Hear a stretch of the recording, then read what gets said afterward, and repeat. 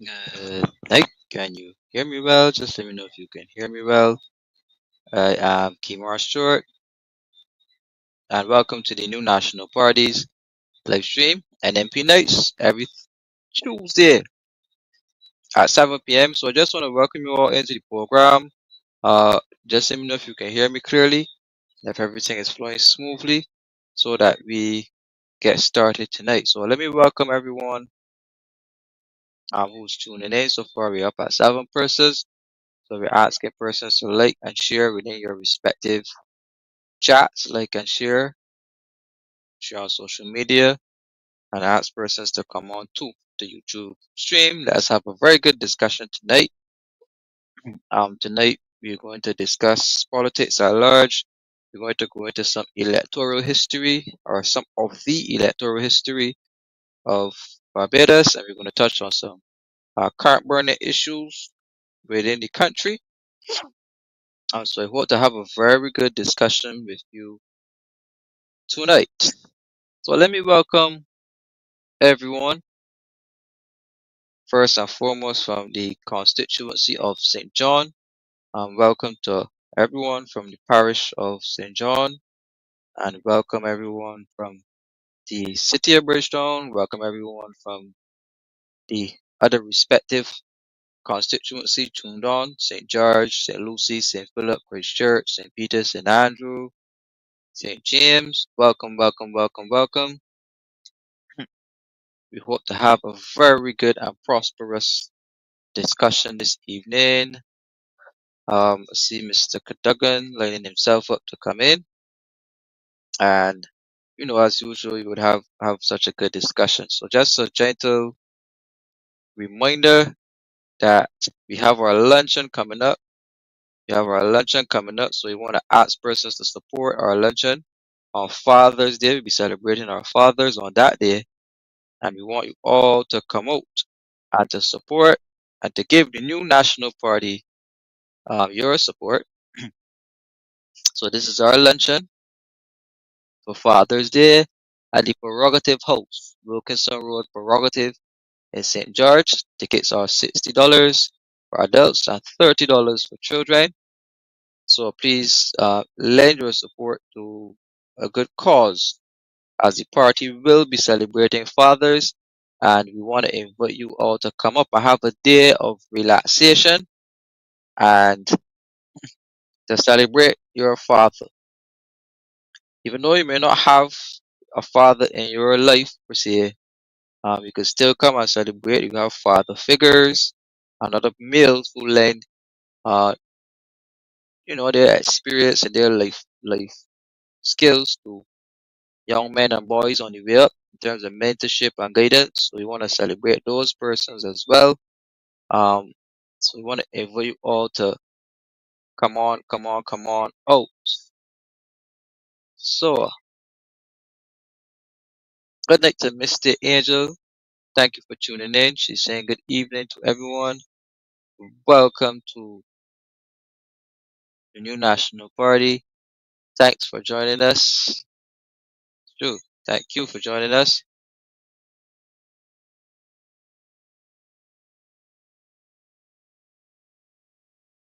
Good night to Fabian Yard.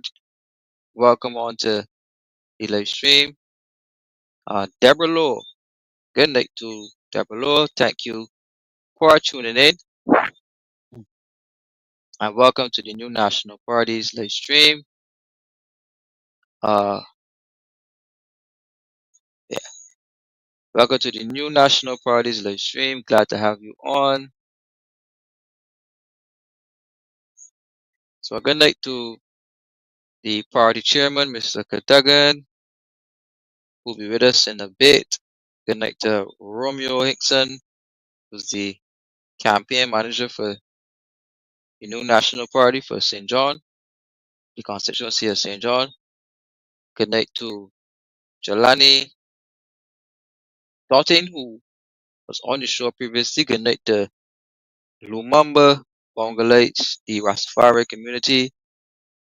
Good night to Fred Carbing, Lady Mats, and Shiggy over on Vision 2456 246 Vibes Radio.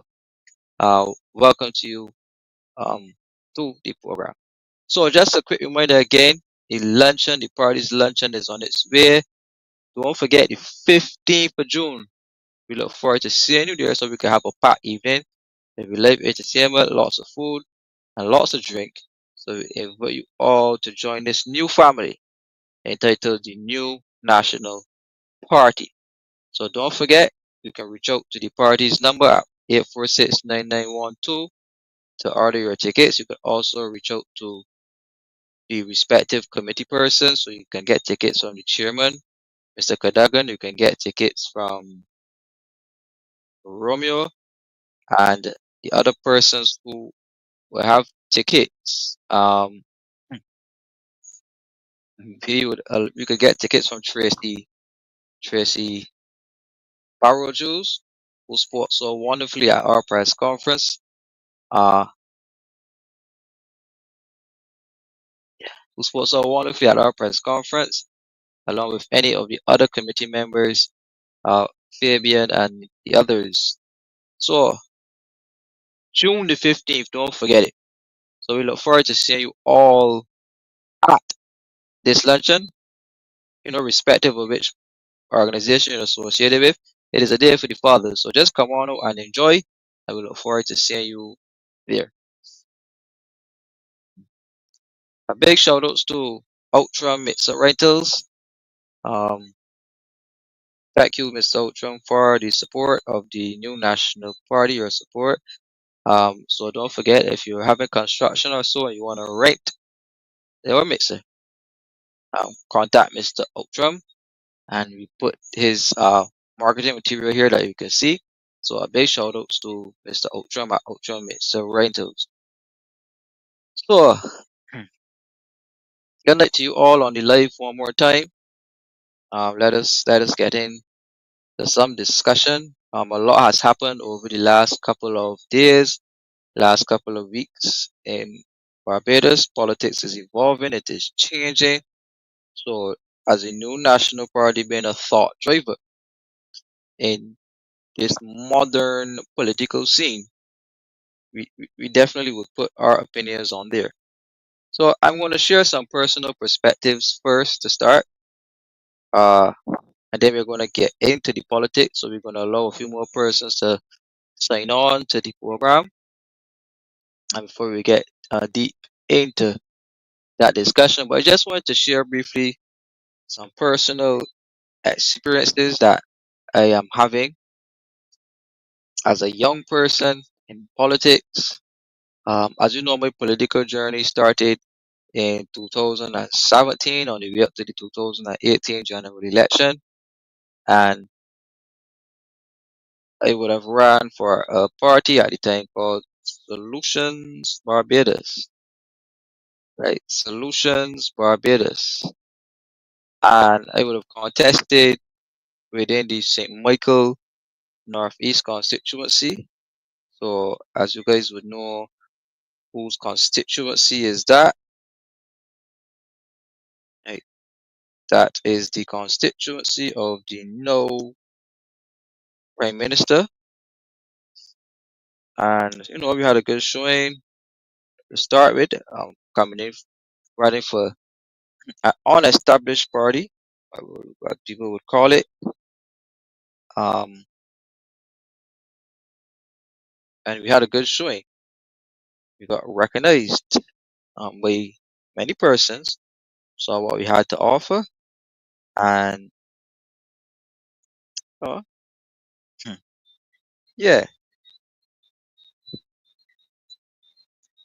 So after that, I would have joined up my party of choice, which is called the Democratic Labour Party, and I would have served the party in various posts.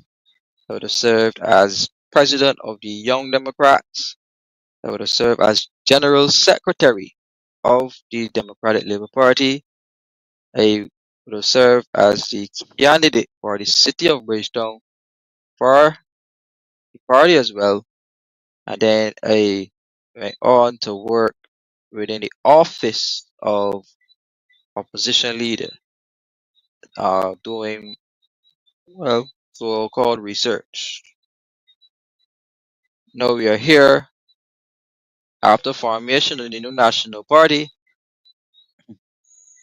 and that has been a short but very long political journey. Now, within that space, there were a couple of issues, a couple of things happening, some pictures, the coloring along the way. But more importantly, though, my journey has been up and downish, this way. As they say, politics is never a straight line, right? Um, but nevertheless, we got up, we went up there, we served the people, we represented for the people. During COVID, when there was no opposition, during COVID, when there was no opposition, I will repeat that. During COVID, when there was no opposition, and COVID was just recently, when there was no official opposition or any person serving with any office of opposition leader, there was a complete vacancy in the House. Hey, there was a complete vacancy in the House of Parliament.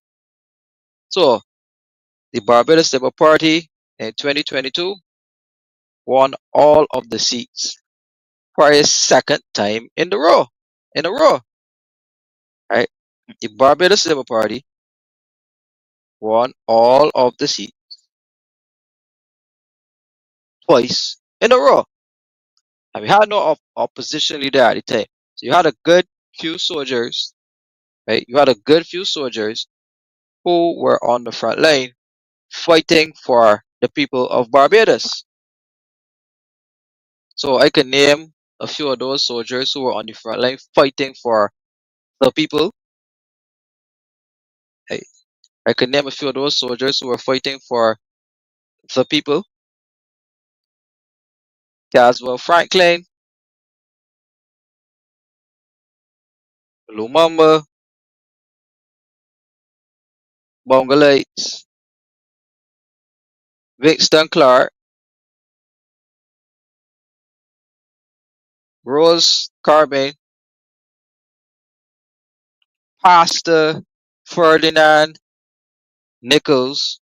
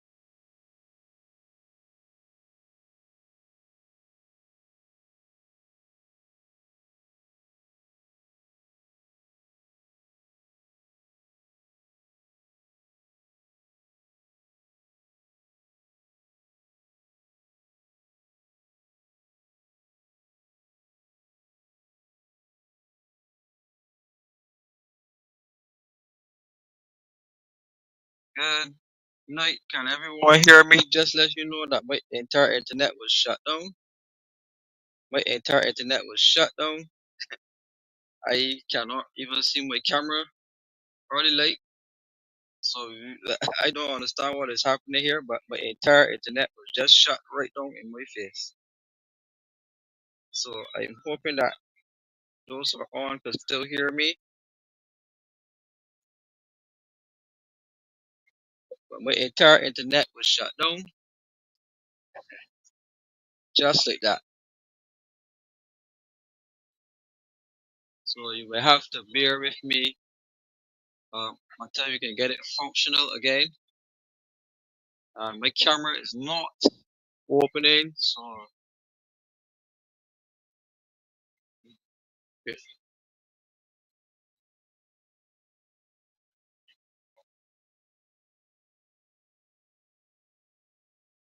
yes. So let us try to yes. So let us try to get through as is. I don't understand what happened there with the internet, but let us try to get through as is. Now, I was saying earlier that before there was an official opposition in Barbados, or what we call an opposition leader in Barbados. There were a couple of good soldiers who were on the front line fighting for the people of Barbados. So remember that the Barbados Labour Party would have won all of the seats, would have won all of the seats twice, right? Twice. So having these good soldiers up there, they began to list a few names. So who I forget, you can drop it in the comments so we can have your name officially recognized as someone who stood up to fight for the people of Barbados without a political party or without the motivation of a political party. Because at one point in time, the people were out there on their own, and you had the leader of the main opposition party at the time refusing to associate himself, right? Refusing to associate himself with the marches and the protests that were happening at the time. So, as I said, we had Lumumba, Bongalate, Winston Clark, Fred Carbon, Rose Carbon, Marcia Week. We even had persons like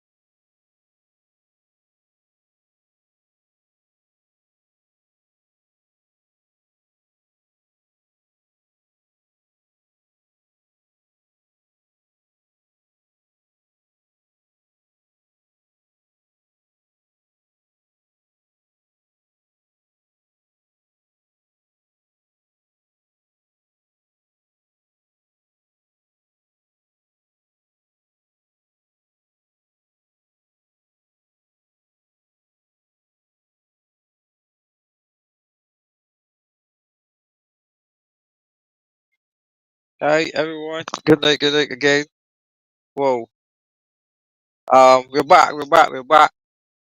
I am trying my best. As you can see, I am outdoors, and I am trying my best to brave this situation.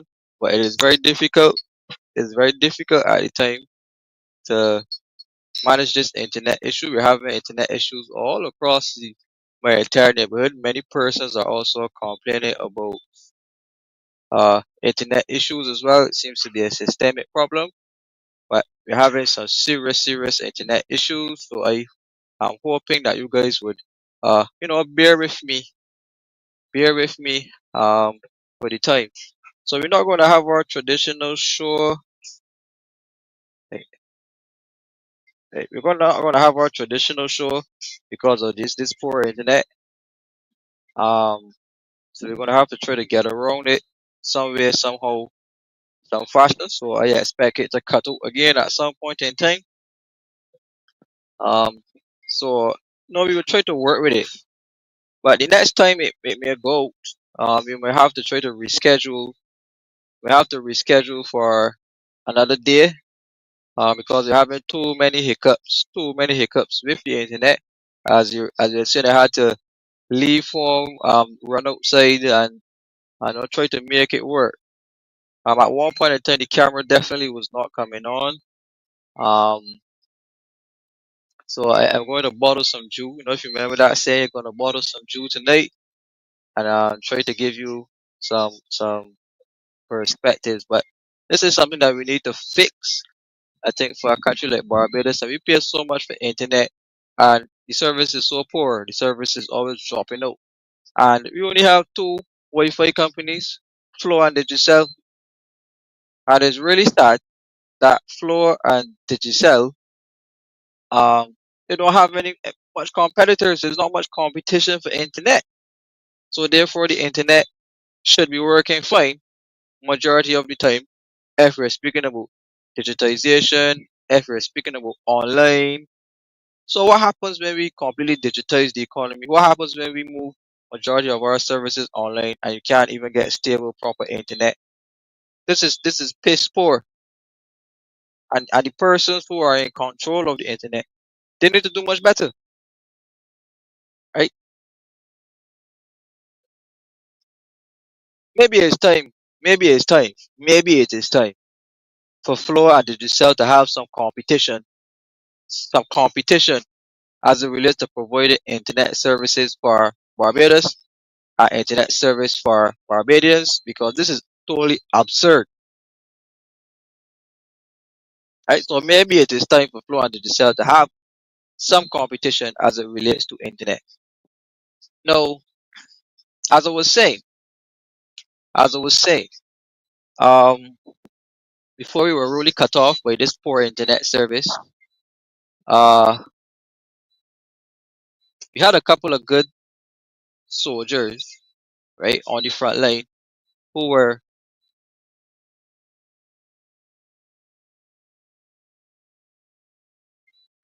we had a couple of soldiers who were fighting for us, um, during that time, and I listened in.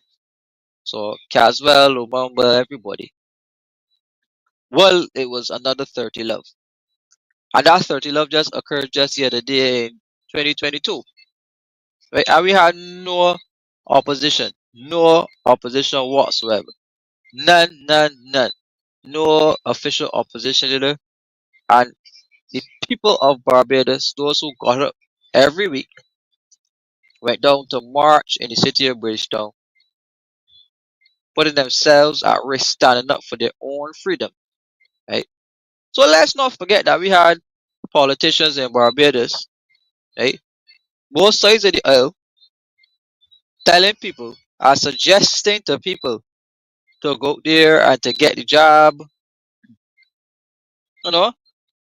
And we had politicians on both sides of the aisle working against the people of Barbados, right? Working against the people of Barbados. They did it. And we as a people sat by and saw both political parties team up and join up to work against the interests of Barbadians. And that has been my experience. That has been the experience of many. That has been the experience of people on this life. I'm sure if Lumumba could come on and say something, he would say to you as well that he saw it, right? And no political party at the time stood up to defend the people of Barbados against the tyranny that was meted out to the people of Barbados, right, during that COVID time. None of them. So,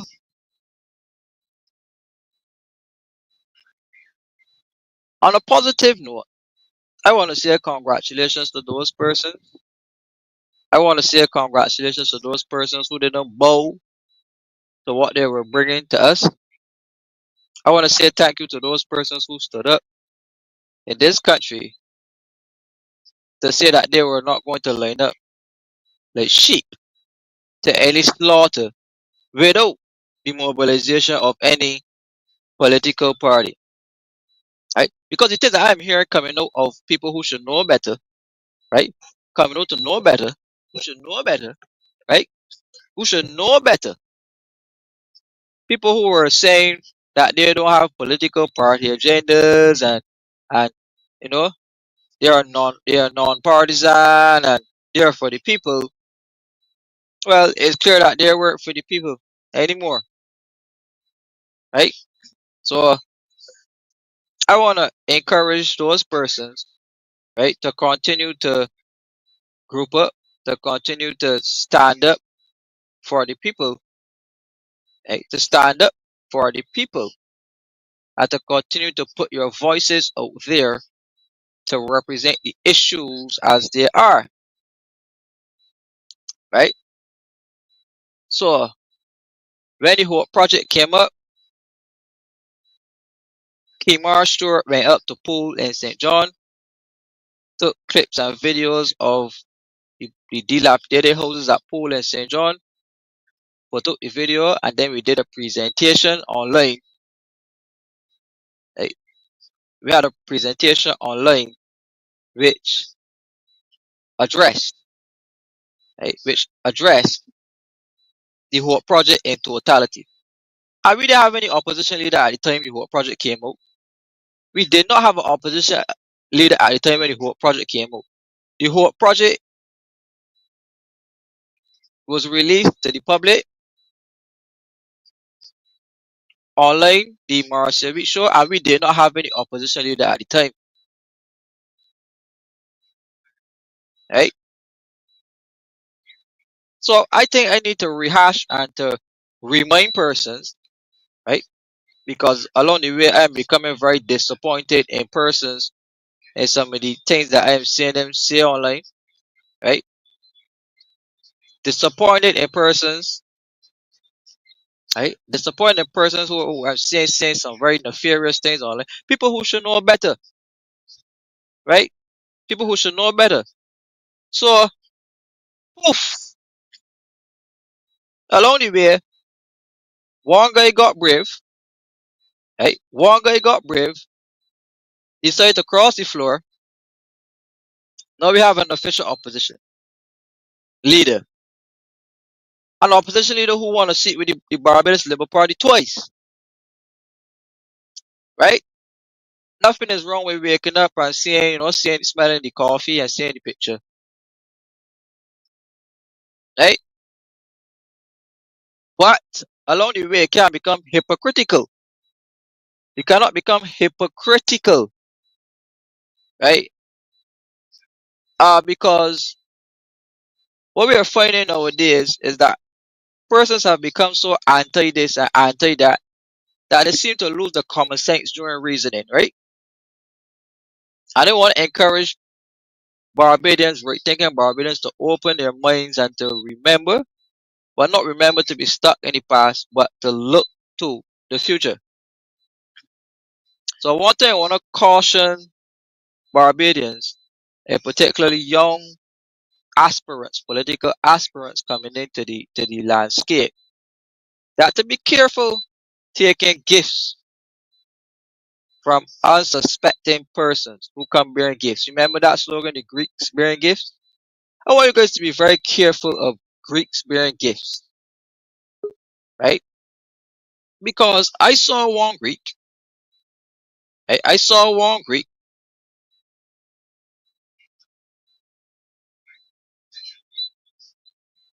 I saw one Greek online trying to suggest, right?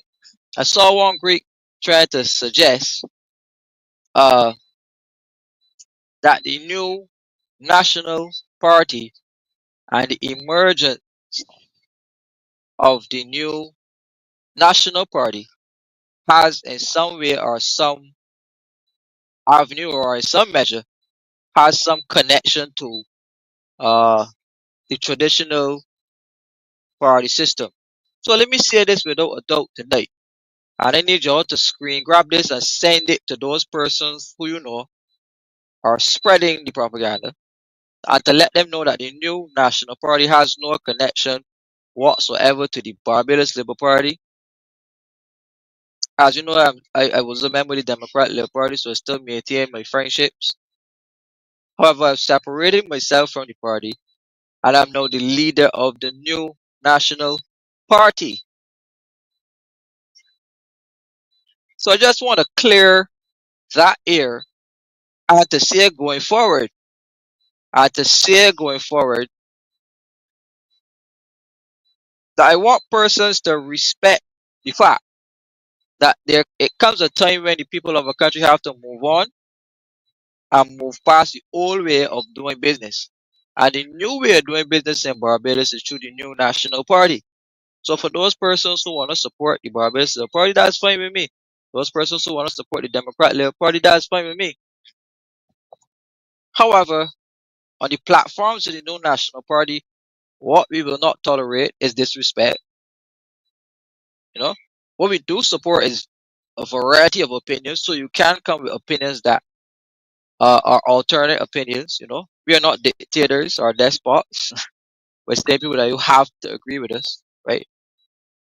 But as a young person, the amount of ridicule and the amount of disrespect that I had to face from adults, right? That I had to face from adults, big adults who have children and grandchildren, right? It's immense. But I'm here to let you know that I am a born fighter and I will continue to fight for the people of Barbados. And Kimar Short could raise his hand. Hey, Kimar Short could raise his hand in Barbados and say that Kimar Short has never received any kickbacks. Kimar Short was never involved in any corrupt deals. Kimar Short was never in receipt of any money from the Barbados Labour Party. And they could count the amount of persons within the Democrat Labour Party that ever contributed to Kimar Short's campaign. Hence the reason moving forward, Kimar Short and the new National Party is very big on integrity legislation. So this is a message to all of the corrupt politicians. This is a message to all of the underhand, under the table politicians in Barbados. Right? This is a message to all of the politicians who knew that they were in office. Right? The time for transparency is coming, and it's coming much sooner than you think. Right? It's coming much sooner than you think. So for those persons who are walking around suggesting that Kemar Short was in some way in receipt of money from Mia Motley and the Barbados Party, I'm here to say to you, you better be brave enough to back up that statement. I'll back it up with proof. I'll back it up with evidence. Because we'll take no prisoners for persons who go there intentionally trying to besmirch a movement built by the people of Barbados and trying to corrupt its integrity. So we will defend the N.N.P, right? We will defend the N.N.P and we will also drive a or put a legislative and back up that those statements by legislation, right? And we are saying that politicians in Barbados, you could come into Barbados as a third rate lawyer, right? A third rate lawyer who wins no cases, right? You could come into Barbados as a third rate lawyer who wins no cases, gets no work, and you could retire comfortably as a mega millionaire in politics in Barbados. And that needs to come to an end. So the N.N.P has a zero tolerance to corruption, right? And to go further, our policy in the N.N.P is to say that we want a public register of contracts. We want a public register of contracts to say that any contract issued by the government of Barbados, the value of that contract, the person in receipt of that contract, along with other information, should be published to the people of Barbados. It is time, and I agree with Pete Ray here, that a freedom of information legislation is passed in this country. Too many things are done, too many deals are made behind the scenes, and more than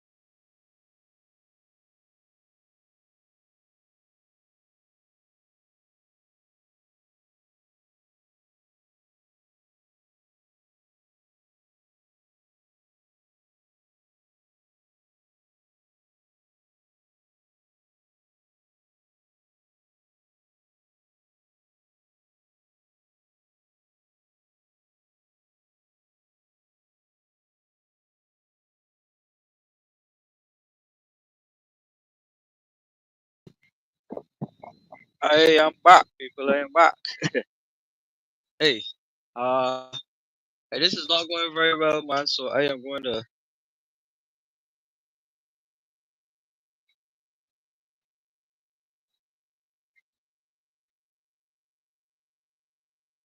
The internet is not going very well. So I guess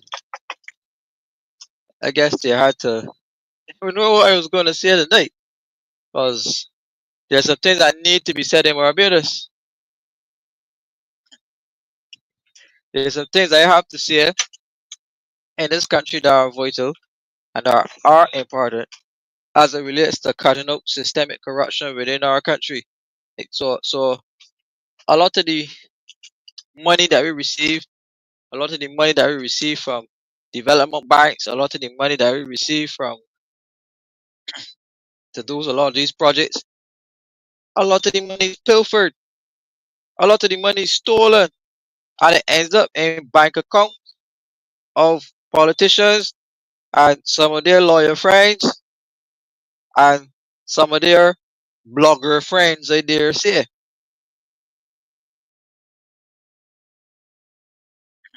So again, I repeat, we really need to clean this country up. We really need to clean this country up. And like I said, without a doubt, without a doubt,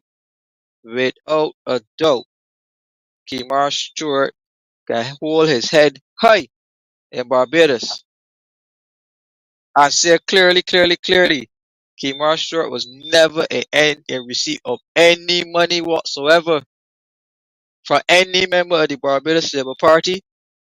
That especially includes me and Motley. And it was said I could count the amount of people within the DLP who ever gave Kemar Stewart any money whatsoever to run his campaign. And it doesn't even go past three, right? And these are the type of persons we need going forward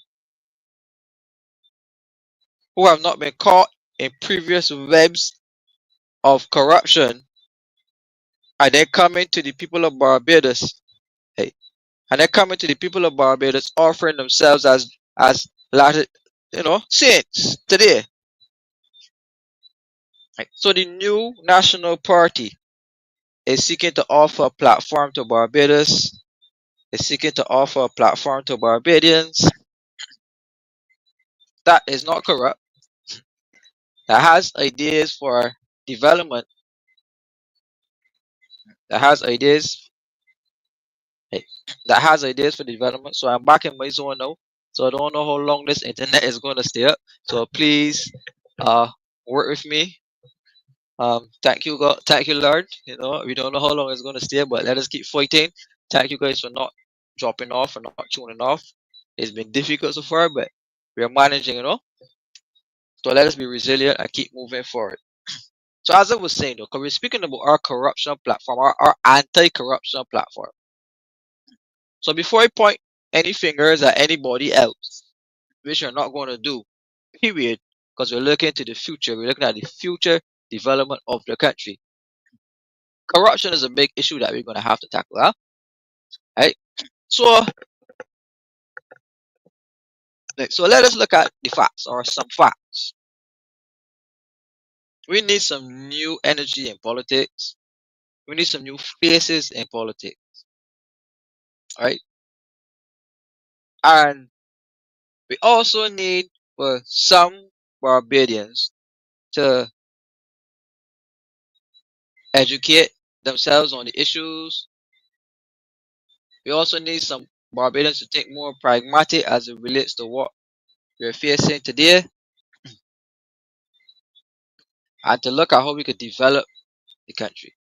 So I was speaking about gifts and politicians receiving gifts. So if you guys can remember the $7,500 check that was received by a politician in Barbados, and that check was a big scandal in Barbados. Right? Now let me say this.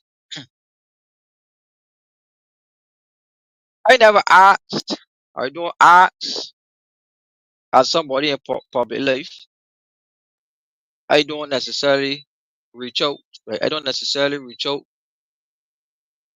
asking people for stuff. Um, However, along the way, people do offer you things. I'm not a person who wishes to compromise himself. But this one special lady, this is a personal story. You know, this one special lady decided that she wanted to call me up and offer me something. And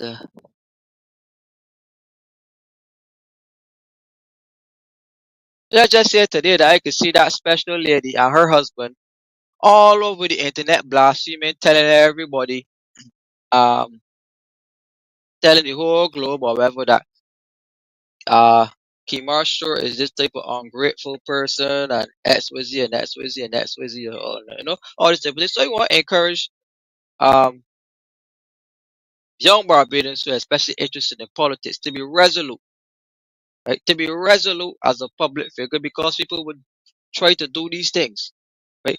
Come and try to offer you things and then go on and plaster your name all over the world and the internet after to do it,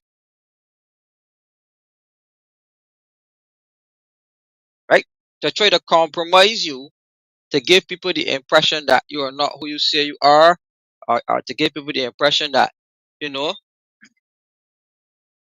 yeah. So young politicians coming in need to be very careful with these Greeks bearing gifts because then you would end up in a situation where you have to explain why you receive a $7,500 check, right? Or then you'd be like me, where are these so-called persons who say that they're giving you something out to the kindness of the heart,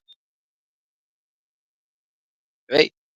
But then won't come and offer you something and they're gonna tell the whole world what to offer you. So don't take it, period.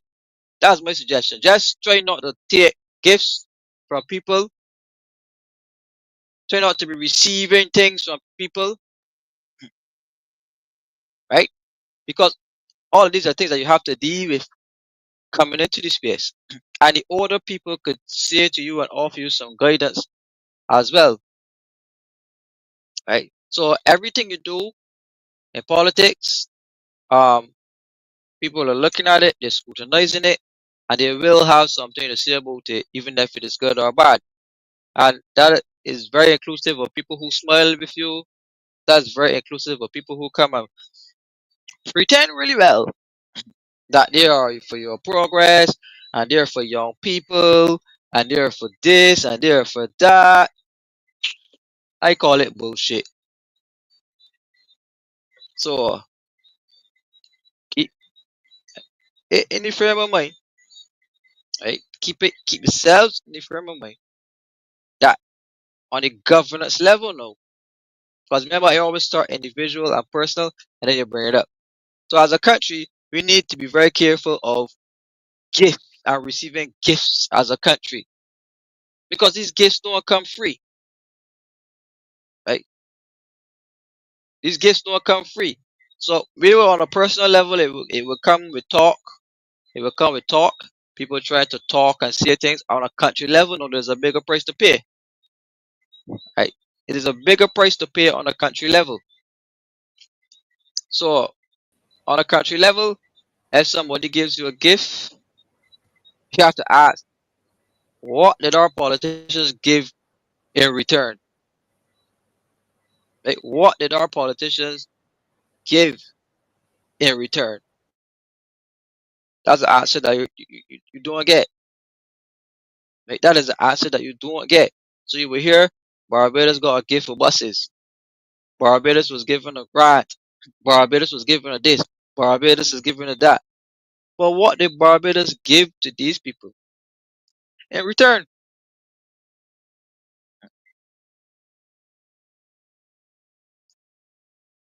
So the N.N.P and the new National Party is attempting to set a new precedent in Barbados, right?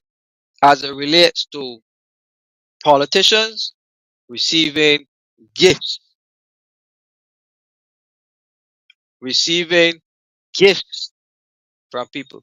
And the legislation speaks handsomely to receiving an advantage when you're in office.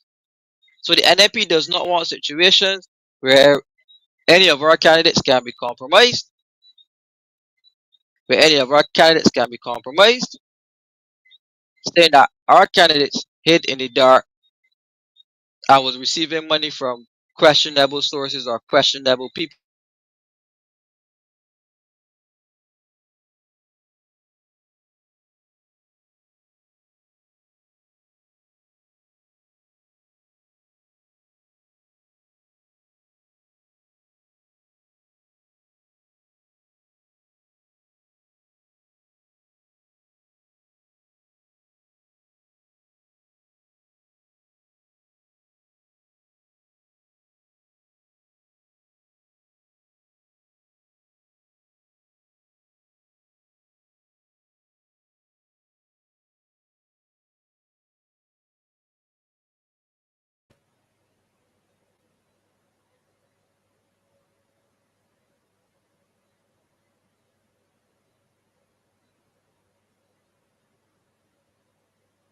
I want to say good evening to everyone.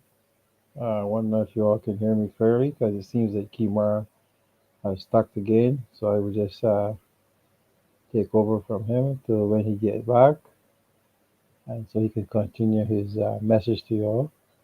But what I'm actually want to address basically tonight, I want to take the issue of looking at the youth empowerment for the next generation. When I said that, we have a lot of youths here in Barbados. Um, Quite of them has a lot of potentials. They're full of dreams and ideas and energy. Sometimes they're actually left behind, and we as people going forward and as the NPP going forward, we need to look closely at empowering the youths in this country and not leave them away by the wayside. When I said that, I say they're just not leaders of tomorrow. They are actually the power of today. And if we are serious about empowering our youths, then too often we see that the young people are underestimated. And the most majority thing, what a lot of people are saying to them is that uh, just be told to just wait their turn, uh, to stay silent, and to fall in line. I mean, when you have someone that has potential who wants to step out and show their potential to the public or show their I think they should be given as much support as they can all along the way. I don't really think no one should be able to tell them to step aside because you know that youths of today actually the leaders for tomorrow. So we give them a lot of power, and we have to back them, and we have to keep guidance with them. You know, but if you look at the history have shown on time and time again, when youth rise, the nation rise. Right? It's from the streets onto the startup, and that's what I like about the youths in this country that we are heading, as the NNP is moving forward to look after the youths and also deal with other issues across the island of Barbados. And it's not really, when you look at the campaign trail, our our youths have always been the heartbeat of transformation. As you know, we have a young leader, which is really actually guiding this NNP party, and he's very brilliant at what he does. Don't mind there will be a lot of bumps along the way, and that all youths actually encounter that, and we as elders has to really give them a lot of empowerment. Now, when I said that, empowering our young people means that not just by giving speeches to them, it means we have to create opportunities for them. Um, when we look at creating opportunities, we have to have access to quality education. That's one. Uh, that prepares them for the real world when you see looking at quality education across the board. Then we also look at job creation, which is job creation, and skill training, and that puts them on the path to financial independence. And I guess in most youths we have of today really needs financial independence, and they're looking forward to it. They're not really looking for just a handout today and then tomorrow. We have to give them independence. We have to build them and keep them going. Uh, and the most thing, you have to give them a seat at the table. And by saying that, we have to where decisions are being made. When you have youth there at the table and the decisions are being made, it goes a long way to help our society and to build them. Because once other youth see this is happening, they will give support and they will be very well entertained along the way. You know. And what I really have to be essentially looking at, we have to build our country, uh, where our young people doesn't have to leave the community to go out and find get themselves in issues, problems. We have to find success in them, and there it's there, but it's just they need the guidance along the way. Uh, we have to where we have to make them feel safe, support them. We have to support the youth of it. Give them as much support as you can. Uh, where there's talent are nurtured, the voice are heard. You know, once you acknowledge talent in this country, where the youths are concerned, you will get the voice are heard. And I strongly believe that we are in a era of today where the youths is a lot of things are being fall behind and they're not actually taking much issues when it comes to the youth. And whereas we look at the issues of violence, we look at the issues of other factors, social issues, but those are things that are challenging. And when we look at that, we have to support them, support our youth. Once we support our youth, we can accomplish a lot in this country. um, where there's talent are nurtured, their voices are heard and their dreams are taken seriously. We take their dreams seriously and we guide them. uh, One thing I have to say though, this is not a favor to youth. It's a necessity for our future, right? And our future lies with the youth going forward. Uh, if we fail to empower our young people, right, we fail our society, right? But if we uplift them, they will rise. They will rise to the occasion, right? And this is what I see when I actually was being a part of the chairman. I actually listened to Kimar speaking. He gives a lot of youth potential to the youths, and it's very well empowering. Some people might see it as like come along and says, well, uh, you wait your turn, it's not ready yet. I believe that's all nonsense. That's nonsense, and that's something that I really feel that is being neglected here in this country. When it comes to the youth, purely. And I am quite glad to be part of the N.N.P party. This party it will be going forward. I'm looking out for the youths, not only the youths too. We have to look at the elderly. We have some issues with the elderly also, and the elderly actually was the foundation of this country. That coming forward and going forward, I'm hoping that we will be pressing and we will have a lot of other younger people come on the show here with us and put forward, give us your ideas, your feeling, and express yourself because that's the only way you're going to be heard. It's not depends on us. And I want you all to know that the N.N.P party is not just a party. Do not consider this a third party. This is not a third party. This is an alternative party, and I keep embedding that in people. So when any I walk around, people, no, there's alternative party, and it's for the people. The people is who guide this party. This party is being guided for you. It was created for the people. So as we go along, as it's a young gentleman who's the head leader of this party, and this party is here for a good long ways to go. So don't let nobody come tell you that this party is here today, gone tomorrow. It's not here today. It's for the future, right? We have to need new and improvement going across for the future of the youth in this country.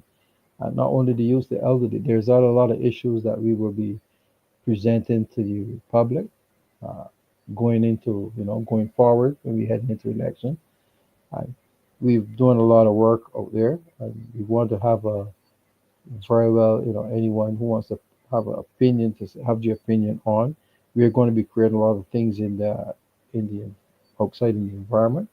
As you know, we have Father's Day luncheon coming up, and that's going to be something that will be very well planned. We have planned that, and that's coming up. We want to advise everyone to, you know, call us, WhatsApp us, and find out about getting tickets for our luncheon, and come and meet and greet, and you could talk, and you put your policies or any proceeding you want on the table, and we're willing to listen to you all.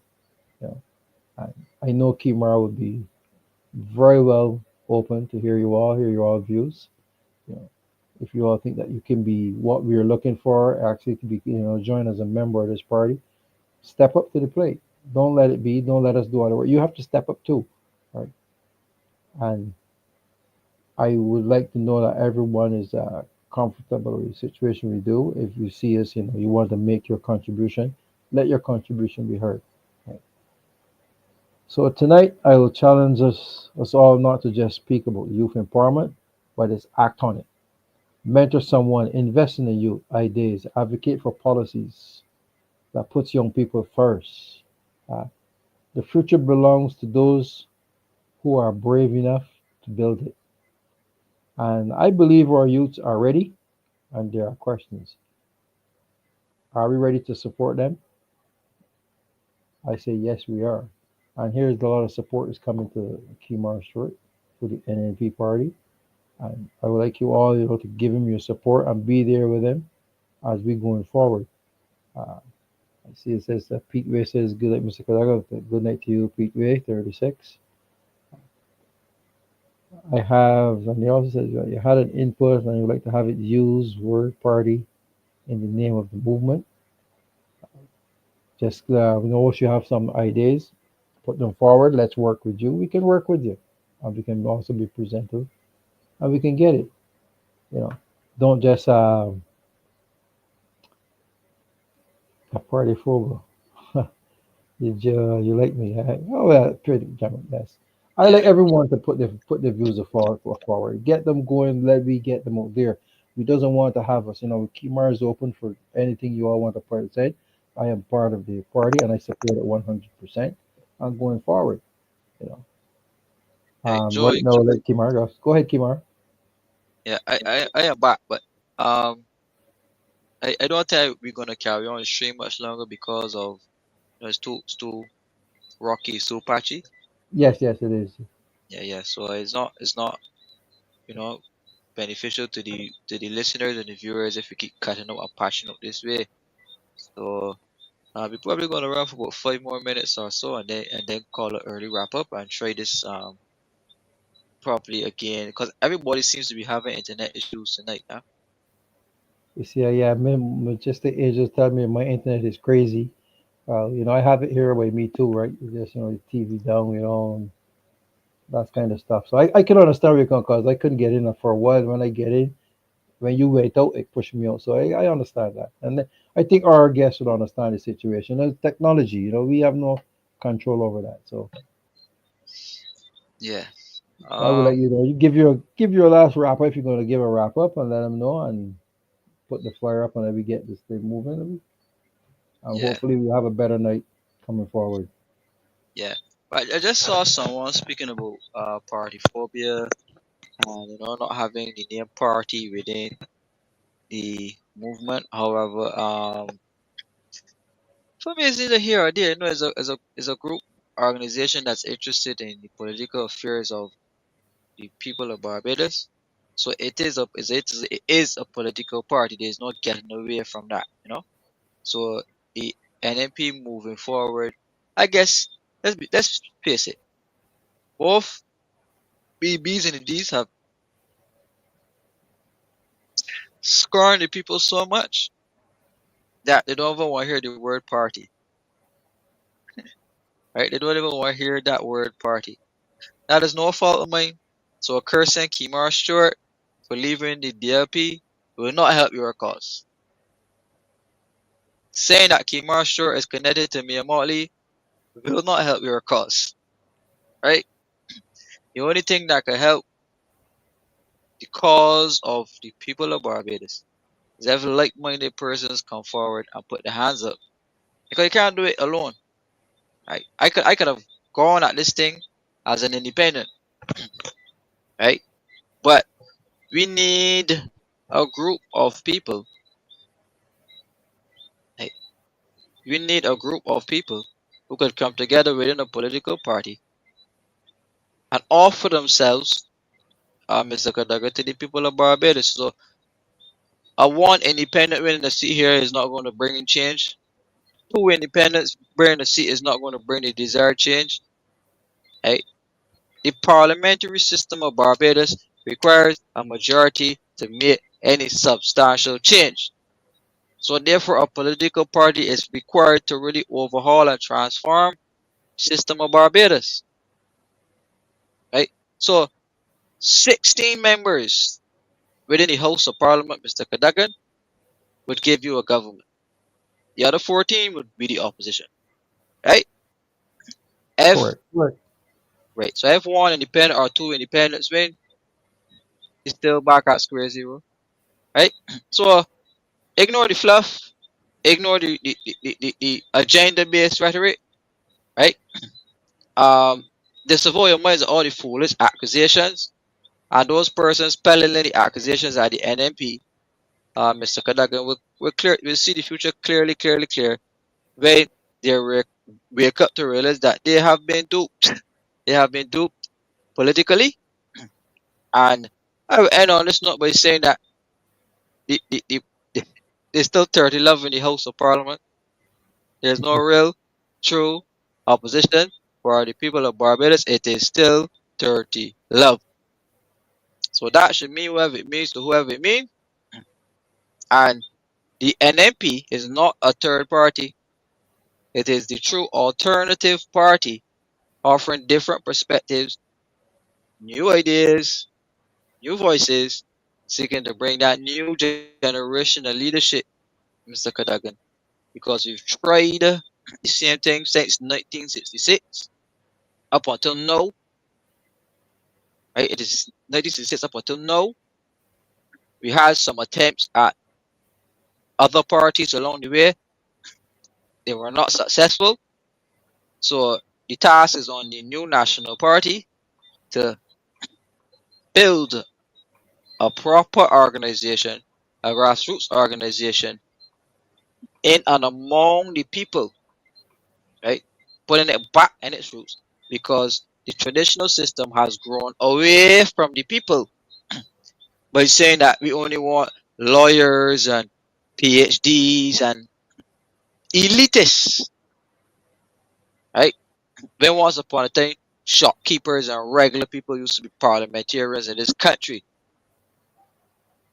So it is the task of the new National Party to bring back community governance and community politics in this country and giving the people back the government of Barbados and taking it away from the 30 love that is in the House of Parliament right now. The people of Barbados need to take that 30 love away. So the N.N.P is providing that option.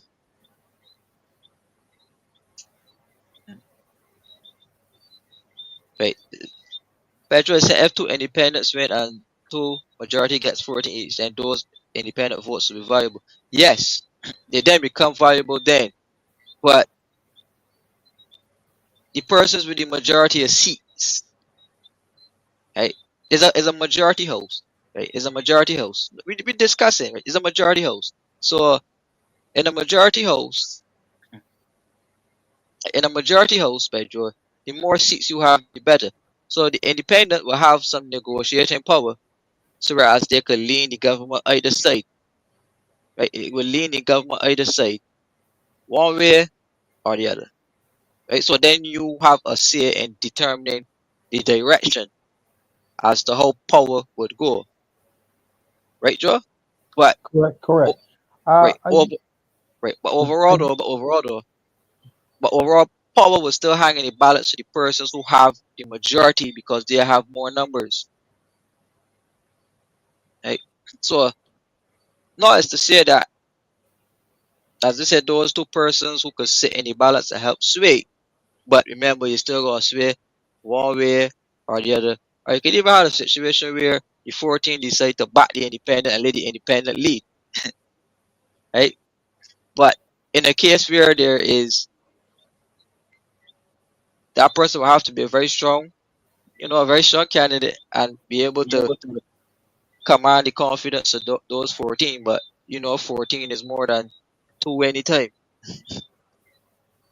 Right? So that's just my perspective on it, On Pedro. a yeah, on a closing note, Kimar, I have a question that came through from one of my outside people. They ask, how do you see the future of Barbados, and what role should young people play in building that future?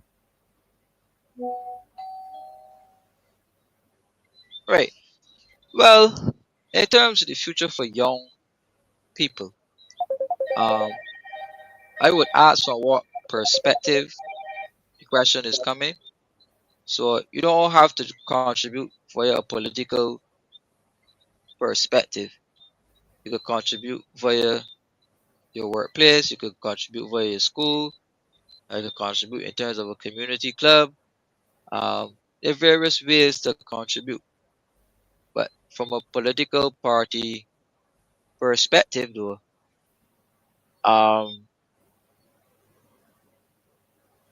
you should draw close to engage the process to learn. Uh, see how you can contribute, develop yourself, develop your skills, and then you can branch out later. You don't even have to be in elective politics. There's so many different angles of this thing you can come from. The ambassador's perspective, the diplomatic perspective, the advisory perspective, the consultant perspective, the public service perspective. Uh, yeah, so there are different areas young people could get involved and contribute to the space. But one important thing the youth need is that civic education. Like so, civic education. So Correct. Correctly so said. yeah. So when we engaging with persons like Pedro, Gemma, in the case of like the independence, you can offer a deep level of education and have a back and forth interaction, on a different perspective. So a young person watching this program could see could have a different perspective in terms of saying, well, you know, people winning seats, independence, XYZ. But if you don't know how our parliamentary system works, right, then you can't offer that full perspective. So where there's the deal, this is the deal information, and the young people are the leaders and the thought drivers in the technology, right? Simply pulling up that information on the cell phone and being able to come in to the chat and give a different perspective is key. So I in my journey, um, I contributed value to the space in terms of doing my economic Right, right. analysis. Eh, You gone? Excellent. I'm here. Right, right. In terms of offering my Yeah, go. economic analysis, in terms of offering political analysis, writing articles, developing the skill, making connections all around the Caribbean, making connections as far as Ireland and in Europe.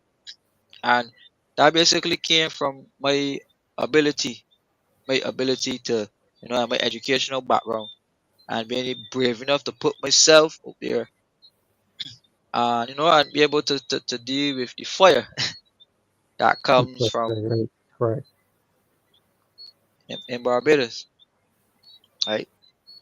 So this is, as I said, the alternative party, and we're open to different perspectives. So, as Pedro is saying here in the comment, that an independent could become the leader of, uh, you know, the Parliament of Barbados. Say, for example, the DLP win 4 seats, the BLP win 4 seats, and the two independents in there.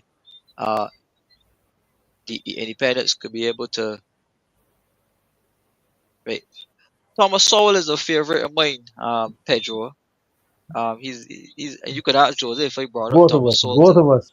Yes, yes. I So remember he's that a when I favorite artist. So we do listen very to him, right? And he has some very deep respect. In fact, Alternate Views was actually motivated by uncommon knowledge. Thomas right? Sowell. Excellent. From the Peterson Institute. So we definitely know what you're speaking about, uh, Pedro, and that's why we brought alternate views the program, and that is why we have this online stream to be able to entertain the different perspectives on politics and the different futures as to what can emerge. So never in the history of Barbados did we have independence or an independent candidate, right? Our independent candidate becoming the leader of Barbados. Never ever ever have we had it. Right? But in this current landscape that we're in, all of these things show are possibilities. Right? Remember, Barbados is a society filled with people who have a lot of opinions, sometimes informed, sometimes uninformed. Um, and if you bring up the idea of an independent candidate becoming the leader of the country, people would, from, in fact, people say independence don't win, independence can't win, and the whole drift, the whole drift about and the narrative about independent candidates. But I am here to say today that this current political landscape that we have is very open to independent candidates making a positive showing. So the independent candidate within the St. James North by election, Stephanie Williams, I was impressed with her campaign. Right? I was impressed with her campaign. She didn't win. Right? She didn't win, but I was impressed with the fact that she was able to step out there as an independent to be able to make a showing to represent her constituency. Now, if you had many other persons who had that similar mindset, they will step out there and run. So if you listen to Mrs. Williams or Miss Williams' perspective, right, if you she said that she was part of a political party and the party decided not to run a candidate, and she still went ahead because she has the heart for the people. Right now, our political system again, it does not recognize political parties; it recognizes independent candidates. So when you win a seat, you don't win a seat as N.N.P. Kimar, or you don't win a seat as BLP Mia, or you don't win a seat as DLP Ryan Walters or DLP Frandel Short. You win it as Frandel Short. You win it as Mia Motley. You win it as Ryan Walters. You win it as Kimar Short. Like, and a prime example of that could be the fact that you could win a seat with a supported by a party. Right? You could win a seat supported by the party, and you're a backbencher. And this is a real life, real time example.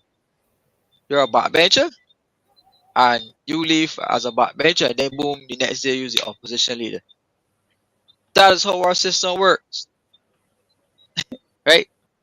So when we're speaking about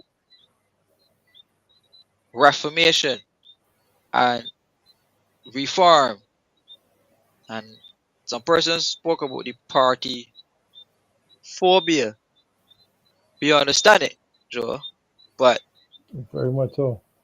Very we much. also, yeah, but we also need to understand um how the system works, and if it would be if we want a system, if we want disband political parties altogether, showing no interest, if we want 30 individuals going up and these 30 individuals, whoever win, and whoever win amongst those 30 independents become the leader, um, so, there's room for discussion, and we're having parliamentary reform right now.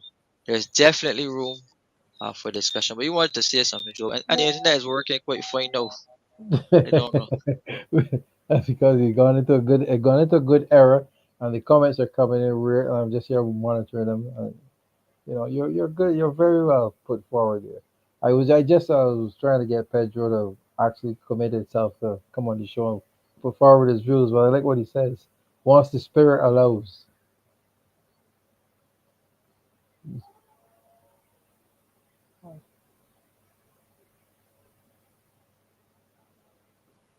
I think Yeah. there's one there you can actually look at. Why you have parties? Why the Constitution recognize none? Well, parties are a group of people who come together with the idea of supporting each other to be able to win seats. So again, to win a government in Barbados, you need at least 15, 16 seats in all. So again, you run as an independent. If you get 30 independents in there, how difficult would it be to pick a prime minister out of the 30 of those? Hmm. That would be something of very interest. Right? You just got to form a coalition out of you all, and mutual Right? coalition, and pick a leader. And you can actually say, for instance, one leader will pick a leader. You do half term, and the next one do half the term. But I mean, it will be cumbersome because you have so much to do. That happens before, I think, in politics before overseas. You come a coalition together. You can pick a leader, run the country for half the term, and the other party run for half the term, and see how things will work that way. A lot of you might not agree with that concept I put forward there, but it's a possibility. But I want people to know, Well, it's not only winning. If you going up, this party is going in, and you have somebody there, you need an opposition party to have the checks and balances with any government. When you give the government all the power, they can do whatever they want, and you have to accept it straight up. So I don't agree with that. You have to got an opposition, and there should be yeah, something where the constitution should provide for that. If a party win all seats, you got to have an opposition, because we need to know what's going on. Remembering all the people are the government, yeah. and then the People is people saying, you voted these people in to manage. So it's just like an organization they're managing. And if they mismanage your money and your funds, that means you should be able to get rid of them. But here it is, you have a problem because you put 30 seats. We don't. You got to wait till this time for the call election. That's that. There should be something like that along the line. That's yeah. something like, look at. People is saying here that picking a leader is the old way. Let the potential leaders contest under an individual ticket. And this is Uh, part of our manifesto so pledge, Mr. Cadogan, yes, in terms of the presidential vote. So we are saying for the N.N.P that we want the people of Barbados to choose the president. So as opposed to the parliament choosing both the prime minister and the president, the N.N.P will institute a constitutional amendment bill, uh, which would say that the president of Barbados will face the poll, right? So you have definite term limits, two term limits for a president, but that president has to be voted for by the people, right? So a parliament could get together and pick their leader or prime minister if they wish or whatever. However, the president of Barbados should be elected by the people, and that's part of our manifesto pledge, right? So the way it's saying is the old way. So the new way that we are suggesting our solution to tackling that bottleneck is to say to the people that you know you vote for president. So how would you feel voting for a president of Barbados, Mr. Kadang? I mean, once I read it and I see the concept come from it, I believe that it should be voted on. Two terms is actually valuable. This way, you open the doors for more younger people coming in who wants to run for president. You open up the avenues instead of having a prime minister or somebody sitting there for 5, 6, 7 terms or whatever the case may be. You know, I mean, after 2 terms, yes, first term you get things on the table. The second term you should be correcting. Why are you going in a third term to do what? Then you do so bad in the first 2 terms. You're going to the third term. If you can't correct it in the second term, how are you going to correct it in the third term? Yeah. Well, give the Oh, people of oh, the country some benefit. Uh, in yes, our particular in our particular situation, the third term aspect is we're not a full dictatorship yet, huh? So no, we don't go to parliament and extend terms. The people vote for a person to become. Again, we don't even vote for prime ministers. We vote for MPs, and MPs pick the prime minister. So, Right. so again, the leader of the party is someone who's chosen by the party members. So, if the party members decide to vote for somebody else but Mayor Motley, uh, that person becomes the leader of the party. If the parliamentarians decide to vote for somebody else, a majority to become the prime minister, she's out. She could want as much third terms as she could want, but if those persons within there decide to support somebody else, she's out. She will still be the Right. leader of her party until there's a conference and they vote her out, Hmm. right? So I am saying that in countries with dictatorships, they, the president has the authority to extend his rule. So presidents have 2 terms. However, you need a constitutional amendment to go 3 terms in some instances. In Guyana, there's a term limit on the office of president. So Barack Jagdeo served 2 terms. Constitutionally, he could not run again for president, so he came back as vice president. President. Like Putin, his constitutional limit was up. He extended his constitutional limit, and he's still president. But in our case, in Westminster, it doesn't work that way, right? So the office of prime minister is not absolute. It is at the pleasure of the MPs, right? So if you want to change the prime minister tomorrow, we can have it, and there's nothing me and Hmm. what could do about it but to send us the power that the prime minister has to deflect that is to call a general election and scatter everybody out, like what Sir Lloyd Erskine Sandiford did in 1991 when there was a confidence motion against him. Right. He could have stepped aside and appointed somebody else, and you know whatever. However, general election, and if you're good, get back home, right? Right. Right. Right. So Yes. that is something also that needs to be looked at. Um, I heard some political scientists speaking about it, fixed dates for elections, right? So if you have a fixed date for election, you actually take the power out of the prime minister's hand to spring snap elections on the population. Like, so constitutionally, 5 years, Barbados is due an election in January 2027. But the office of prime minister in its power has the ability to call that general election before that time. Hmm. Right? So it keeps you in suspense, Joe. Because as easy as it is, the N.N.P could be facing a general election by the end of this year, or by the middle of next year, right? Yes. So We're ready. We're ready. We're yeah, ready. We're ready. It's just a matter of time.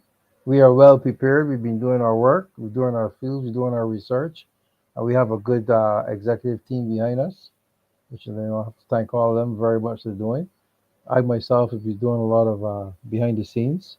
I just started to get onto the live stream with Kimara at night, but we still need to get some other people on here. Now I want to hear some views from the outside people coming on and speaking. Don't you see the thing is they don't hide behind the screens.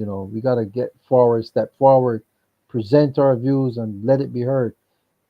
Whatever you got out there, bring it to Kimara. He will tackle it.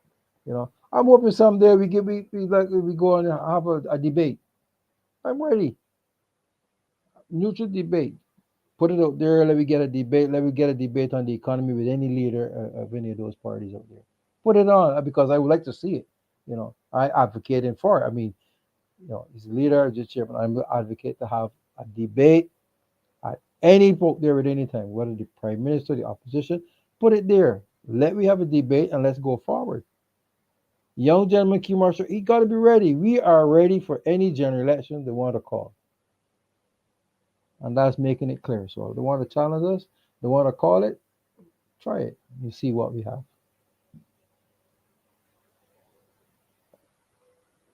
I just want to see if anybody would have. I would like to know if anybody in the chat would ever agree to say that if there were Barbados to have a debate on the economy of the country, or the social issues, or the infrastructure of the country.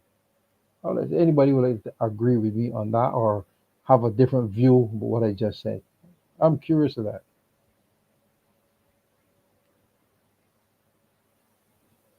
See,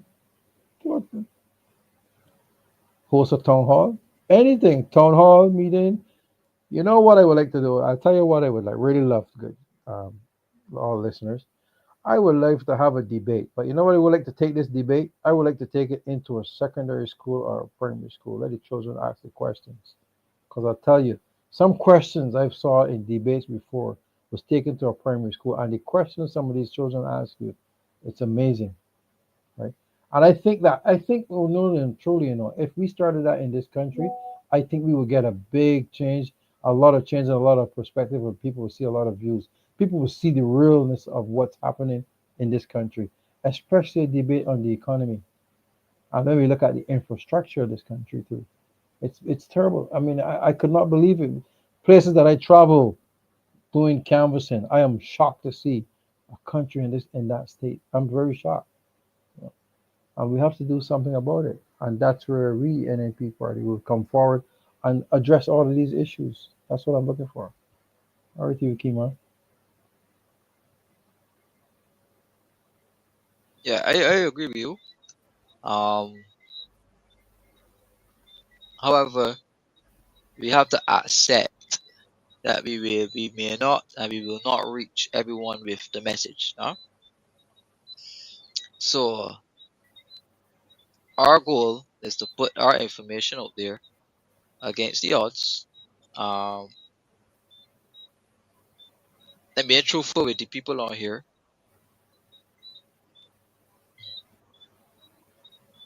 eh, eh, Put it on for the people. Put the information out for the people, and ask them to really consider and think about what the N.N.P is offering. Right. So if you perceive or believe the Barbados Labour Party has it, the option is there for you. If you believe the DLP has it, the option is there for you. If you could see a vision in what the N.N.P is attempting to bring again in this country against mindsets and mentalities, right? So the mindset and mentality would be that you're too young, one. Uh, you don't have the money to, you're inexperienced, three, and alternative parties don't work. Four, right? So the same people would tell you that they're too young would support Ibrahim Traore, right? They would support Ibrahim Traore as being a leader, but they would support him. But if it happens in Barbados, man, you're too young, right? David Thompson came into politics at how old? His 20s. Mia Motley came into politics at how old? In her 20s, right? And a lot of the no politicians that are age came in the 20s and the 30s, right? And those were young at the time. So you have to start somewhere. You have to start, and the younger you start, the better, right? So let's just knock that idea of youthfulness out of the window. So it's not that out the window. There's no such thing as too young to be involved in politics, right? People have children, and they should encourage the children to aspire to the highest heights in their fields to go wherever they need to go, and they really and truly should be supporting it. But Mr. Kadagan and viewers online, I've been told constantly, man, you have enough time. You could sit down and you could wait, step aside, let this body come and run in the seat. You could wait 2 elections, you could wait 4 elections, you could wait 5 elections, and you can still be young. This body only got one more term. You too hasty. You too this. You too that. Right? While still sending around videos, while still circulating videos of how great Ibrahim Traore is. Uh, Right? you want to touch that one, Move. Let's move past that one. right? The money. The money. Man, you don't got the money to run the campaign. Where you can get the money from to run all this campaign? Let me tell you all guys straight. Political parties don't have money. Right? Political parties don't have money. Money is donated to political parties from the private sector. Right? You don't see these parties doing much fundraising, but because they appear money though. Right? So the money comes from donors. Right? So you collect the money from the donors now. Your favorite political party in office. When all of the government contracts going to one particular contractor at extortion, right? At extortion rates, then you're complaining about corruption and kickbacks, right? But the money that you wanted to see us have, because you want to see us in the latest silk skin shirts, you want to see a big platform, you want to see um like a community constituency and buy drinks for the whole gap. I could put $500 in a t-shirt, you know. I could do all of these Mhm. things and show a financial muscle with money that is Right. not mine, with money that belongs to the donors. So when I take all of the donor funding and the donor money, and we end up in the same situation that we were in since independence, right? Where all of the contracts and the largest go to those who finance campaigns, then you can say the N.N.P just let you rest. Right? Then you will see that the N.N.P just said yes. So we're attempting to break that narrative. We heard them speaking about money and money versus but right. A political party that worth its salt, yes, should be able to raise some money. However, you don't see them out there fighting to really raise the money that necessarily, but the money appears, Mr. Kadaga.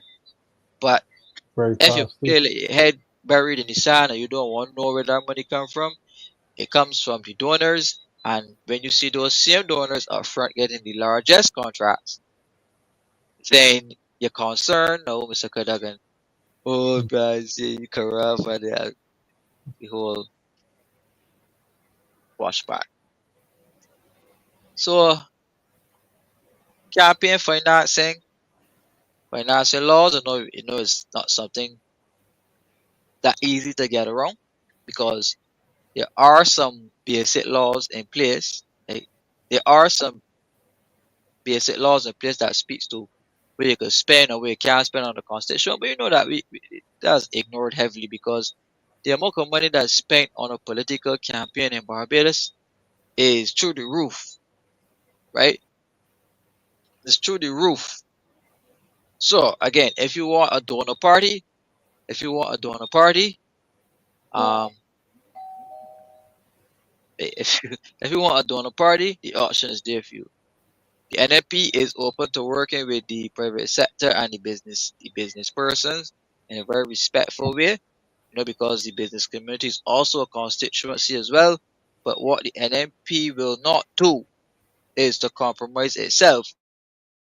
uh, Is to compromise itself. Uh, where we are compelled, right? We are compelled to do kickbacks because some donor gave us some $1 million or so with the expectation that he be getting first and foremost the largest kick out to the government's pay. We were not the government, the people's pay is the people's money, really and truly.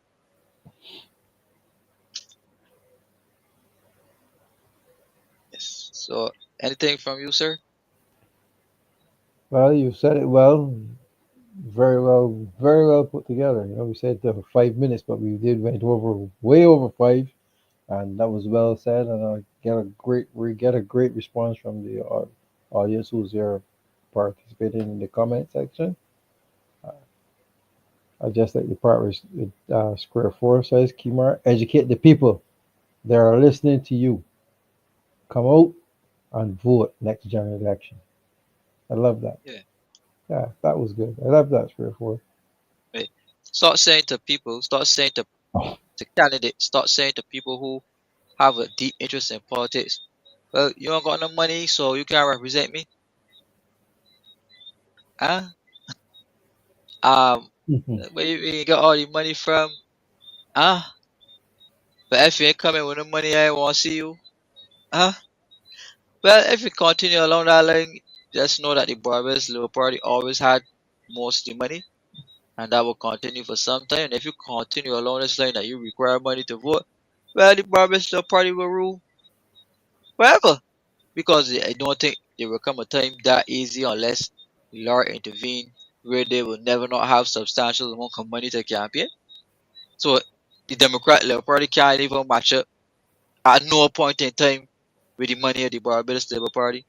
The N.N.P as a new party cannot, right? Cannot and can't even dare to think about trying to get to the level of the Barbados Labour Party when it comes to money. But should that invalidate us from attempting to serve the people of Barbados? No, No, no way. right? No. So I am saying to the people, I I am saying to the people, I know you feel frustrated.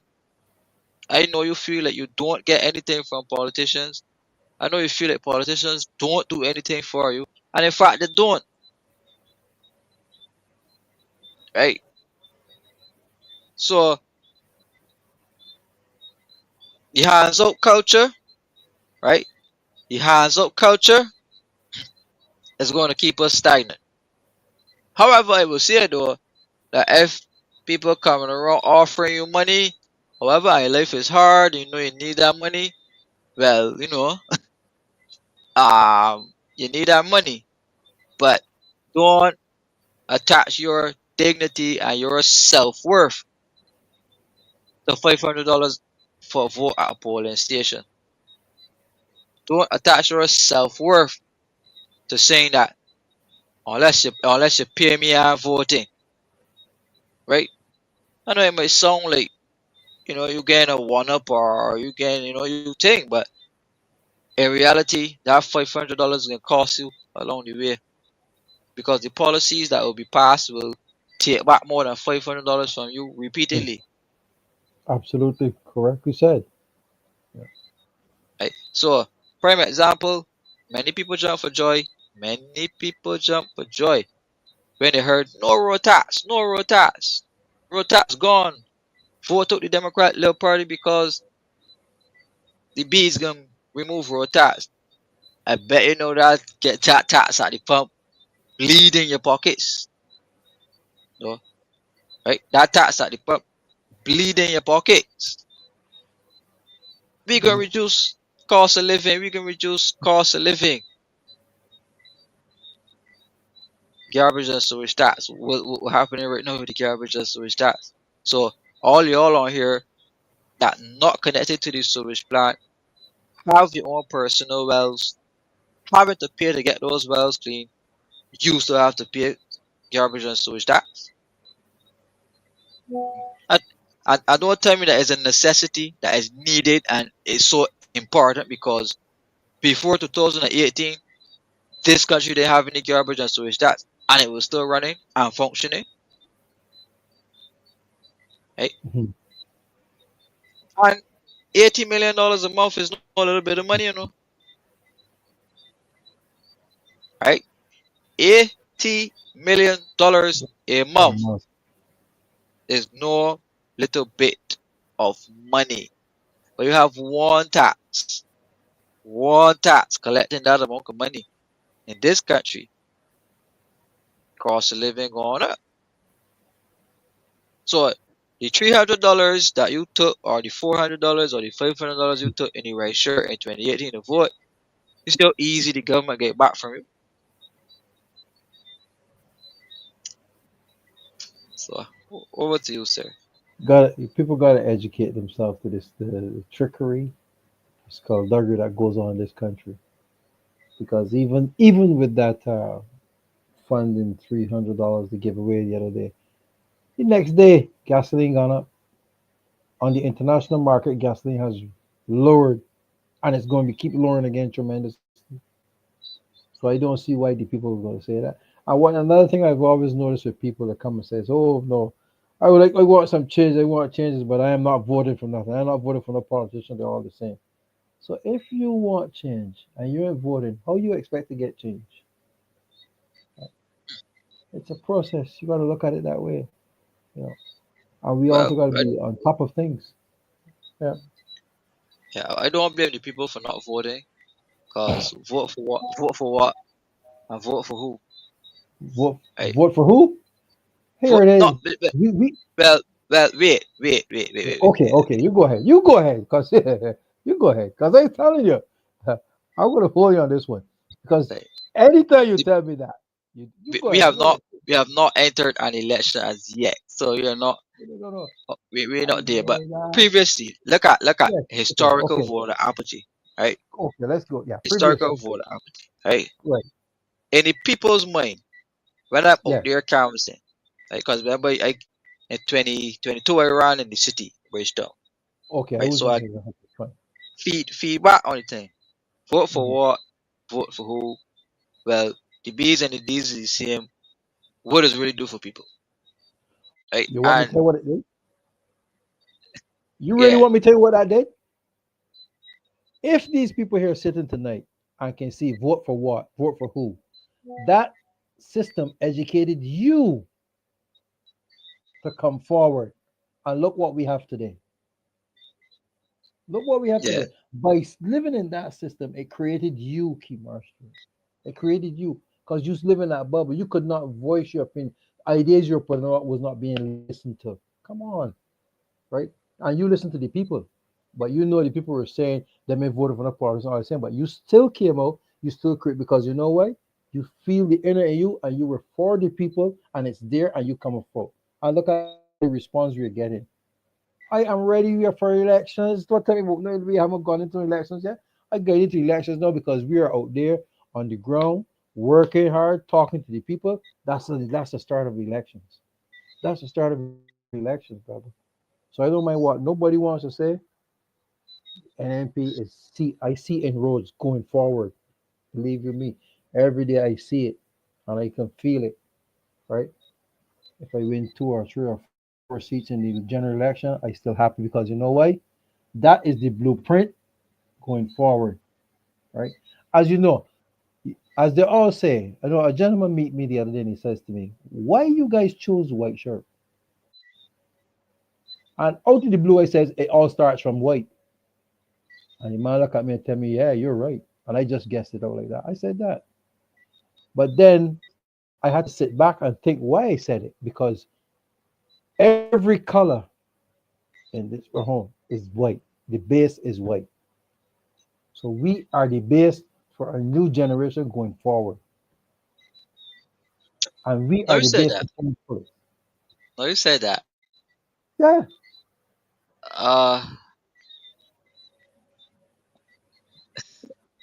go ahead.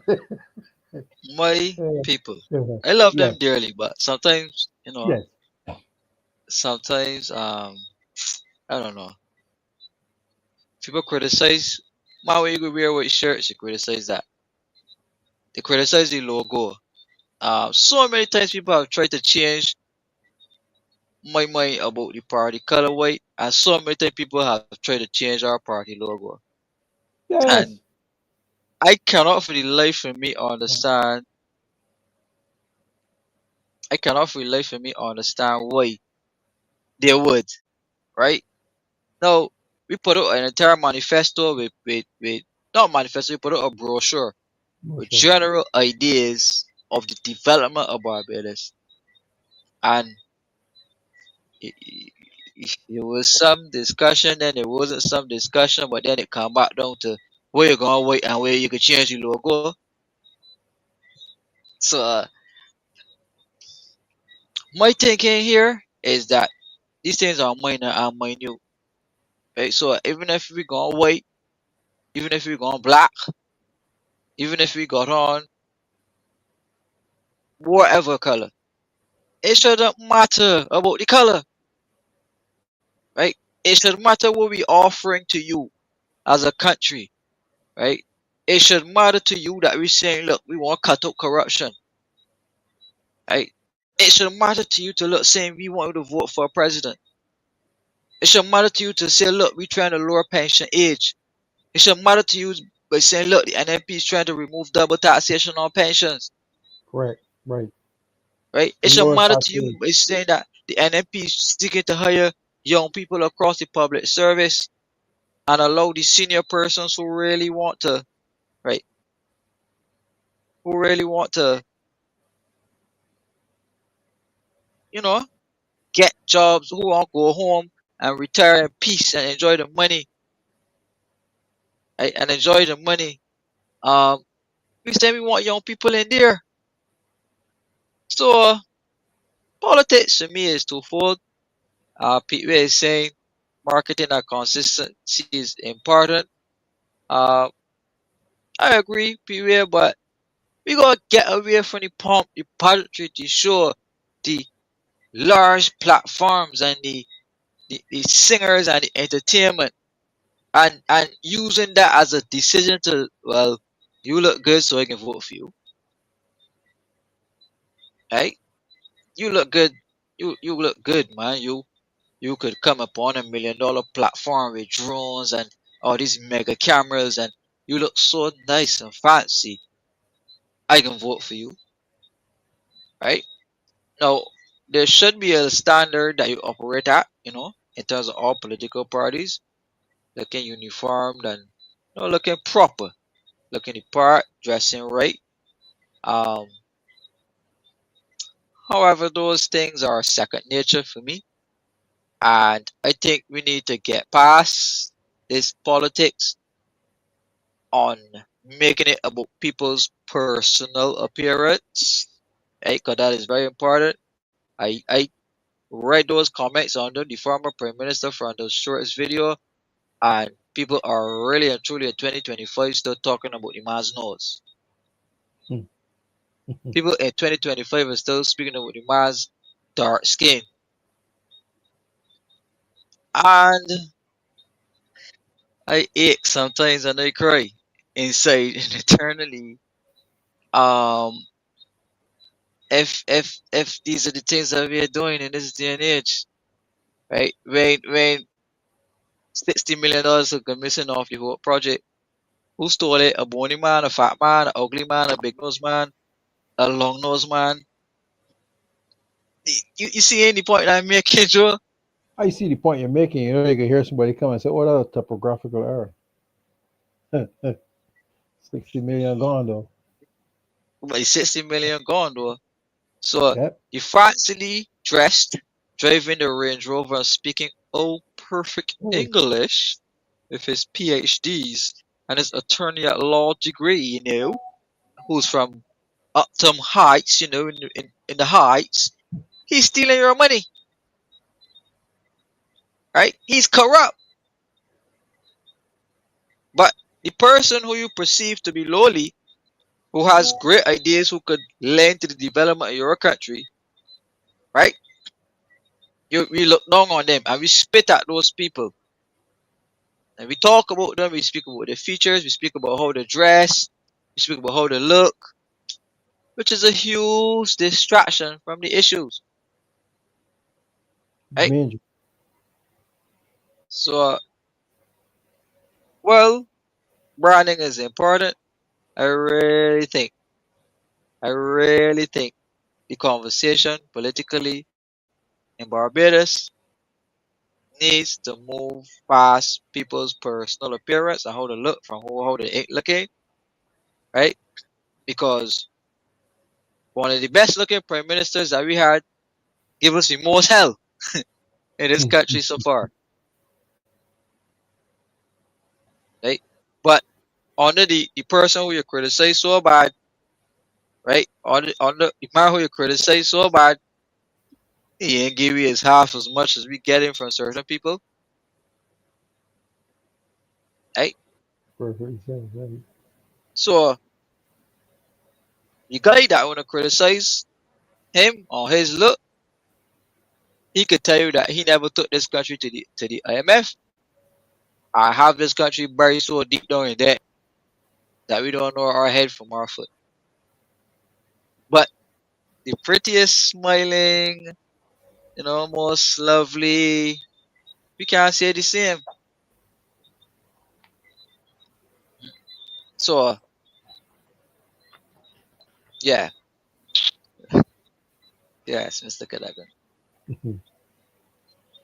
Well, we have really put it across there for the public.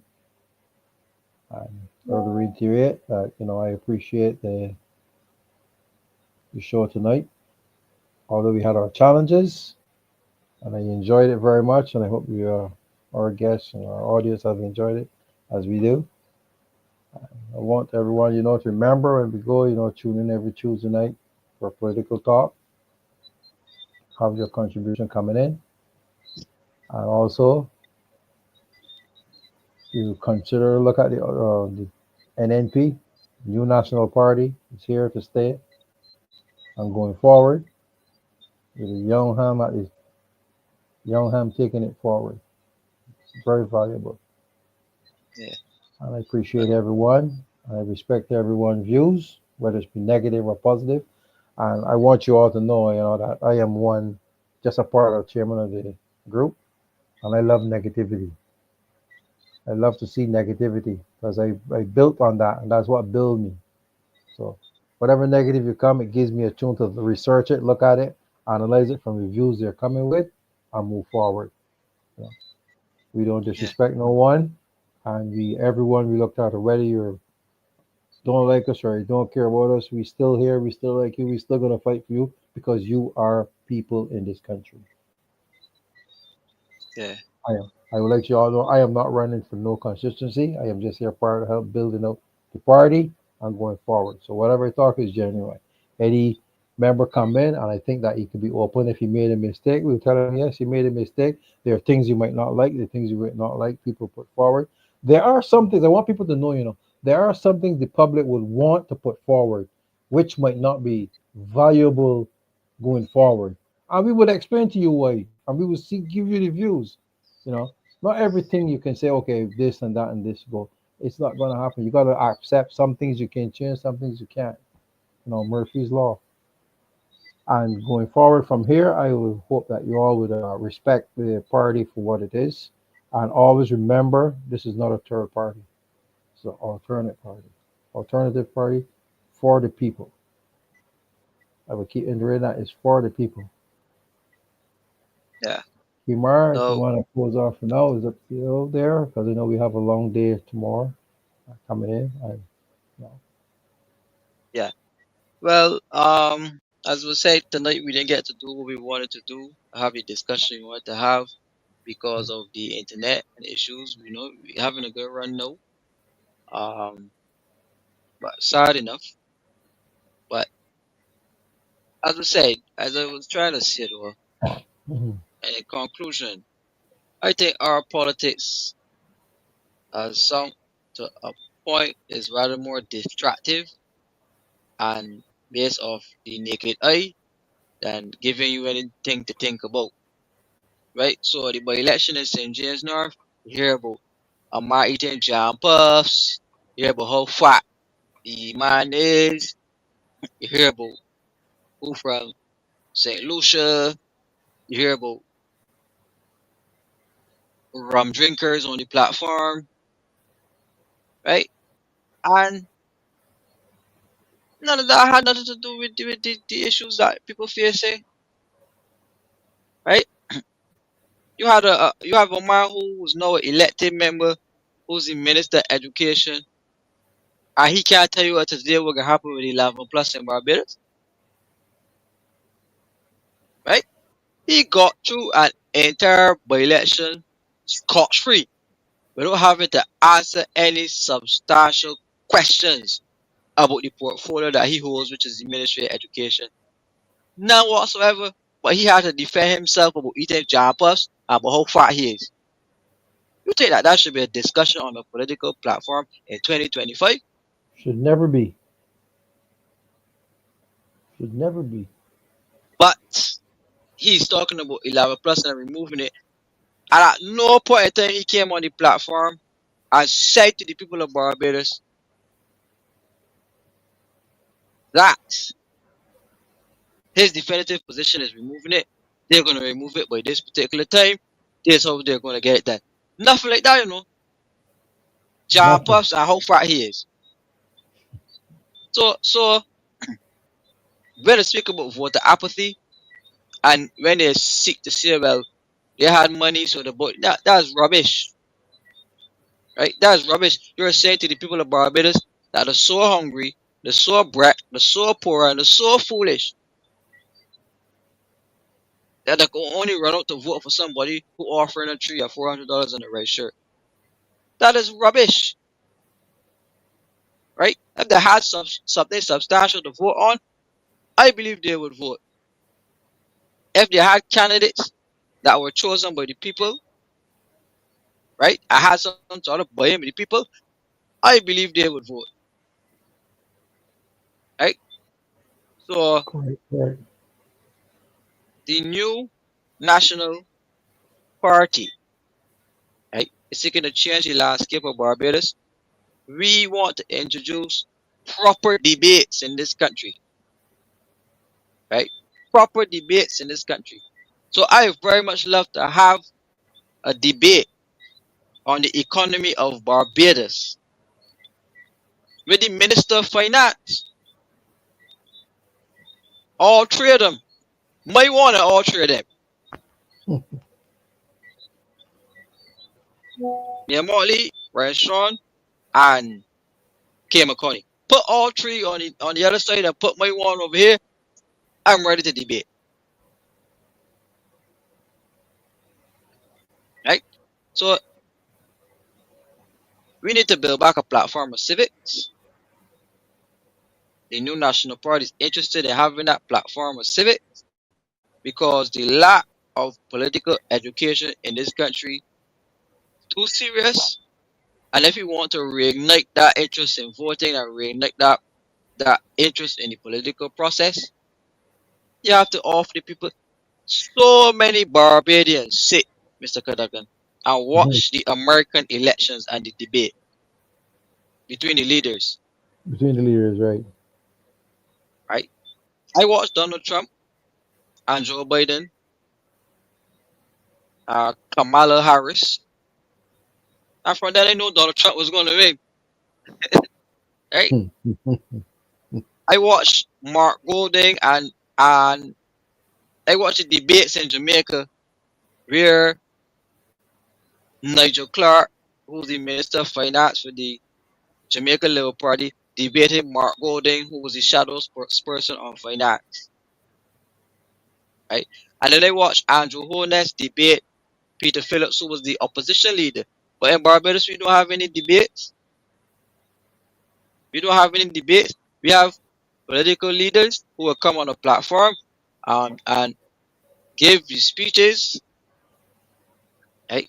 Give the speeches, and after the speeches, well, we don't get to ask them any important questions. And then on top of that, right? Then on top of that, the people of Barbados, right? The people of Barbados do not get to ask politicians or like any serious questions about Barbados, the development of Barbados, the development ideas, or so how practical some of the ideas could be, right? So I think the political director has lowered the standard of politics in this country, right? To that of an exercise of pageantry, right? To an exercise of pageantry, Mr. Cadogan. And we need to move it Right. from that pageant type behavior, who looks the best, who dressed the best, who smells the best, who has the best hairstyles, who has the right image, who looks good. But put some of these leaders under pressure and ask them what to take about Barbados, can I tell you? All they know is that they want to get office to control the ministry, to help you largest and get kickbacks. Improve yourself as a lawyer. You jump from a to lawyer, now you're the king's counsel, queen's counsel. Right? That is the type of behavior we've grown accustomed to. And these people using politics as a way to jump up the career ladders or so, to jump up the career ladders or so, right? So when you left politics, you're big legal area, because again, I ain't got no problem with lawyers, but dealing with the fact that most of our politicians are attorneys at law. Right? So you want the Ministry of Transport and Works, hire a lawyer. You Mhm. run in the hospital, hire a lawyer. Right. Right. Right? You building hotels, a lawyer is the best Right. body to build those hotels for you. Come on, man. We gotta get more skills based. We have to become more skills oriented. And we actually need people in this space, right? Who bring a level of capacity and background to be able to shape policy. So realistically, as we know, the current head of this country is about the minister for about how many ministries? God knows how much ministries. Mm. So it's really a war man show with drones or plebs or we call political serfs in place. So you have a job as a minister, but you don't really got a job or you don't really got a say because the big boss, is the body who will actually have the say, right? So Mhm. when you put some of these MPs on the spot and you give them an interview, they can't begin to tell you the first thing happening within their ministry. Hmm. Okay? And why is that so? Well, you're a minister, you can't tell me what happened in your own ministry. You gotta go to the prime minister. Right? So that means that you shouldn't be a minister. Right? So my thing is, Mr. Kadaga, we need Right. persons who have some level of expertise and background. Right? I ain't talking about no degree. A degree is nice, but I ain't talking about only a degree. You need some background and understanding, some experience, right? Some experience within some of these fields to bring a different outlook and an alternate view to what governance is. So, on wrapping up, an example of that, the Minister of Sports, Charles Griffith in St. John. He's the Minister of Sports in St. John. Show me one successful sports club in coming over to St. John in this day and age. Right? Call it Savannah Pastor. He licked down the pavilion, destroy the pastor, never repair the pastor. Right? We had some solid football teams coming out of St. John, Gore Hill, dwindle. St. John Sonics basketball team, which the same minister had a hand in it.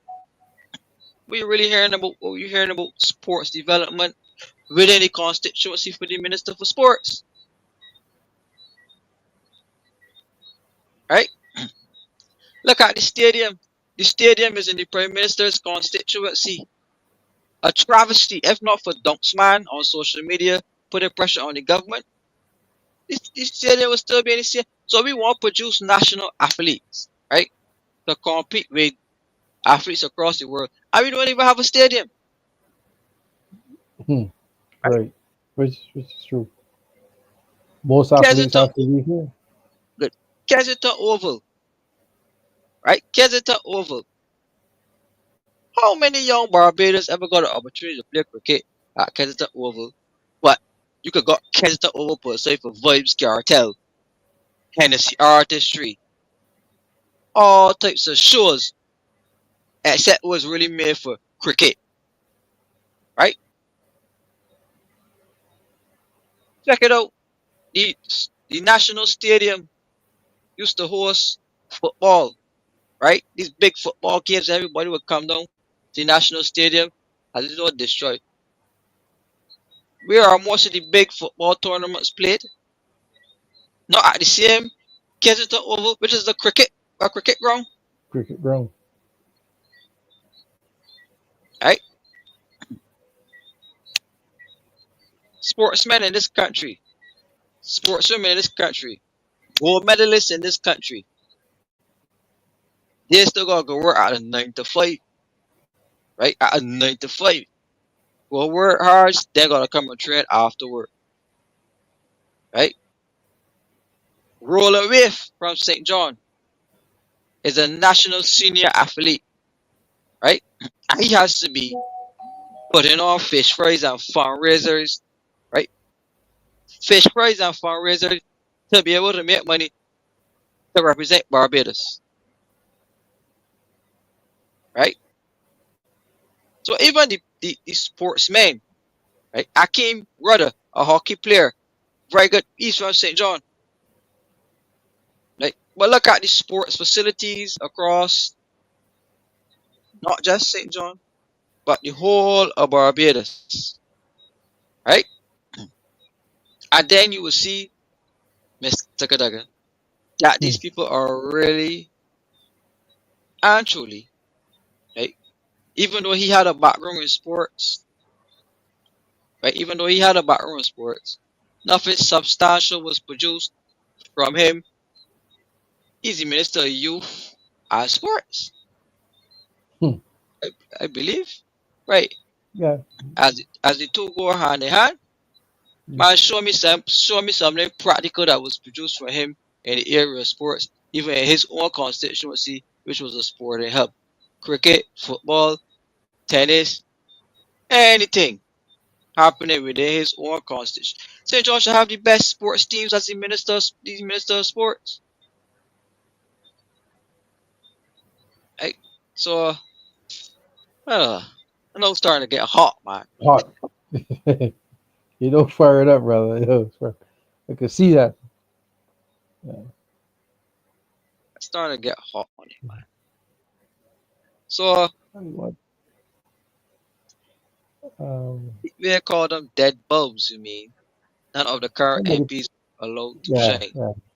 Right. Yes. I see that earlier. Dead like bulbs. Yeah, but we need to you know take a look at the serious thing. So I have a lot more fire to burn under these officials for the people, right? Because we're not gonna take any outlandish swipes at any of the ministers. We're not doing that. Right? We're not defaming anybody's character. We're not taking any political jabs at people, right? But we're bringing a seriousness, right?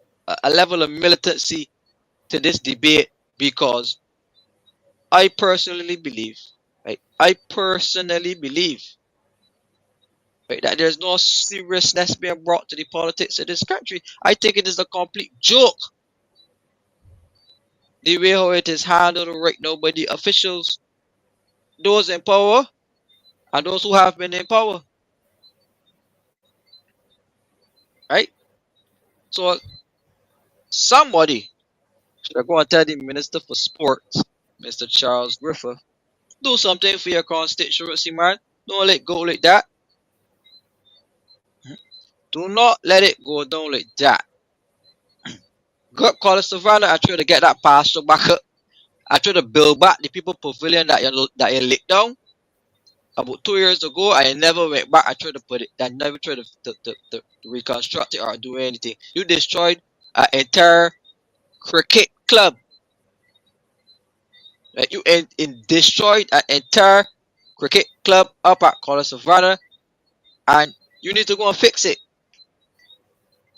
Right? You need to put some support behind the sports teams in your constituency. and not allowing them to die away and will away because right now, as we move across St. John, we're seeing so many Hmm. youngsters out on the blocks who used to play sports. They're doing nothing.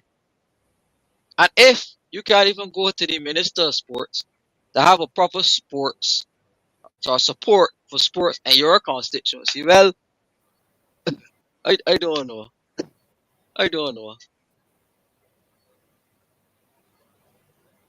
But the N.N.P will deliver a proper plan for the reconfiguration of the sports industry as a viable industry to aid in the future development for the youth of Barbados. I don't think everybody could be a lawyer, doctor. Everybody's not interested in that. Yes, we have academic sports people, so people who go and study university while still doing track. So you have persons like Daly Carter, a persons like Daly Carter, and other persons Hmm. who went overseas, studied uh Tristan, Evening, and we see it, right? And they're going to become professional sports people. So a good example would be getting persons like Obadiah Thompson, former athletes, and try to get them back in the space, right? Working within the Ministry of Sports or so as a consultant, because they like getting real consultancy. So actually give away one know that makes sense, right? Sports Council on the way to merging because of the IMF program and so therefore the sports ministry is on the decline, and therefore that is yet another youth crisis facing us. The BDS sports program was shut down, Mr. Cadogan, I and heard about that. we're Yeah. saying, I heard yeah, that's we're closed down. saying sports, we're saying sports and the future of sports. And I can tell you, I cry so ashamed, I cry ashamed of it because I don't know, man. But we are calling for that debate, and we are calling for these debates, right? We're calling for these debates because facts need to be told, and I don't believe that the political platforms are are giving the people of Barbados the best bang for the buck because these politicians get up there and talking a bunch of crap every night about again. You know what I mean? I'll repeat it again. Who fat? Who bony? Who ugly? Who knows big? And the people ain't getting nothing from that debate. Hence the reason why they're not voting. That will not be the new national party. The new national party will be bringing ideas and solutions, proper structures to help the people of Barbados, providing basic solutions to the everyday challenges, whilst also looking at a 25-year development plan where Barbados will really and truly be free from the shackles of the IMF. So don't mind when I talk about standby and emergency line and all that. Rising from the ashes. Right? Barbados will be out to the IMF hands by 2035, anywhere between 2035 to 2040, and not before. So any country that your debt to GDP is still over 100, you're wasting time. So be wise, be smart, think about it. We really love to go on, but we're gonna end here tonight. So thank you guys. Thank you guys for tuning in. Thank you for sticking with us through all of the sticking and the internet watching. I don't know, it's working quite well now, Mr. Cadogan. Very Um, beautiful. I hope it stays like this all the time. You know me, as yeah, we close, you know, I always have a little prayer before I close. So you just let me know when I can, just a short little prayer. I usually do yeah. that every time I go to meetings or anything like that. Once I close and I know I'm moving off, I pray for what we put forward and what we put out there for the people. Mhm. Yes, you can go ahead. Go ahead. Okay. I just want to have this little prayer. I thank you all for listening and tuning in. I greatly appreciated it and give the NNP your support. So, Heavenly Father, thank you for this day. Guide our thoughts, our words, and our actions. Grant us wisdom, strength, and peace in all we do. Thank you, Father. Amen. Short, sweet. Hey, so thank you guys for tuning in. We had some comments. We had some comment. So I have thank you some guys for the very. comments. We're going to up here now, but people were saying the Minister of Sports is currently promoting the Prime Minister's football tournament. Yep. They again, which is sad, right? Which is sad, sad, sad. So no original thought, no idea, no nothing coming from the Minister of Sports. So realistically, again, the Prime Minister is the Minister of Sports. I want you to go back and just close off on this is what Sandra Charles. She made a Yeah. good point there. There's no future for athletes in Barbados unless they are looked at by a scout out of the U.S. corporate. Oh yeah. Barbados are not helping the athletes either. So true. Yeah. That's true, but again, it comes with a vision. You know, Vision. it comes with vision. It comes with vision. It takes the minister and the ministry. And I'm telling you guys this: if you hear the Minister of Sports using this idea, just know that he listened to our N.N.P night and he's taking it. They can get this one at least, so it can help the people. It takes a vision for you as a Minister of Sports, where budgets are tight and you don't have the money to be sponsoring teams, right? To ask the private sector to adopt a team. So many athletes go overseas representing Barbados, but they don't really make no money from it. They would get a medal and how much stipend or how much benefit they would get from putting Barbados on the map. They don't really get much benefits. So if you're seriously looking at developing sports and the government don't have the resources and the budget to stretch that far, there are corporations. And let's not forget, we clearly identified because the government gave away $300 to every citizen in Barbados. So imagine if you had to give $300 to every athlete who represents Barbados.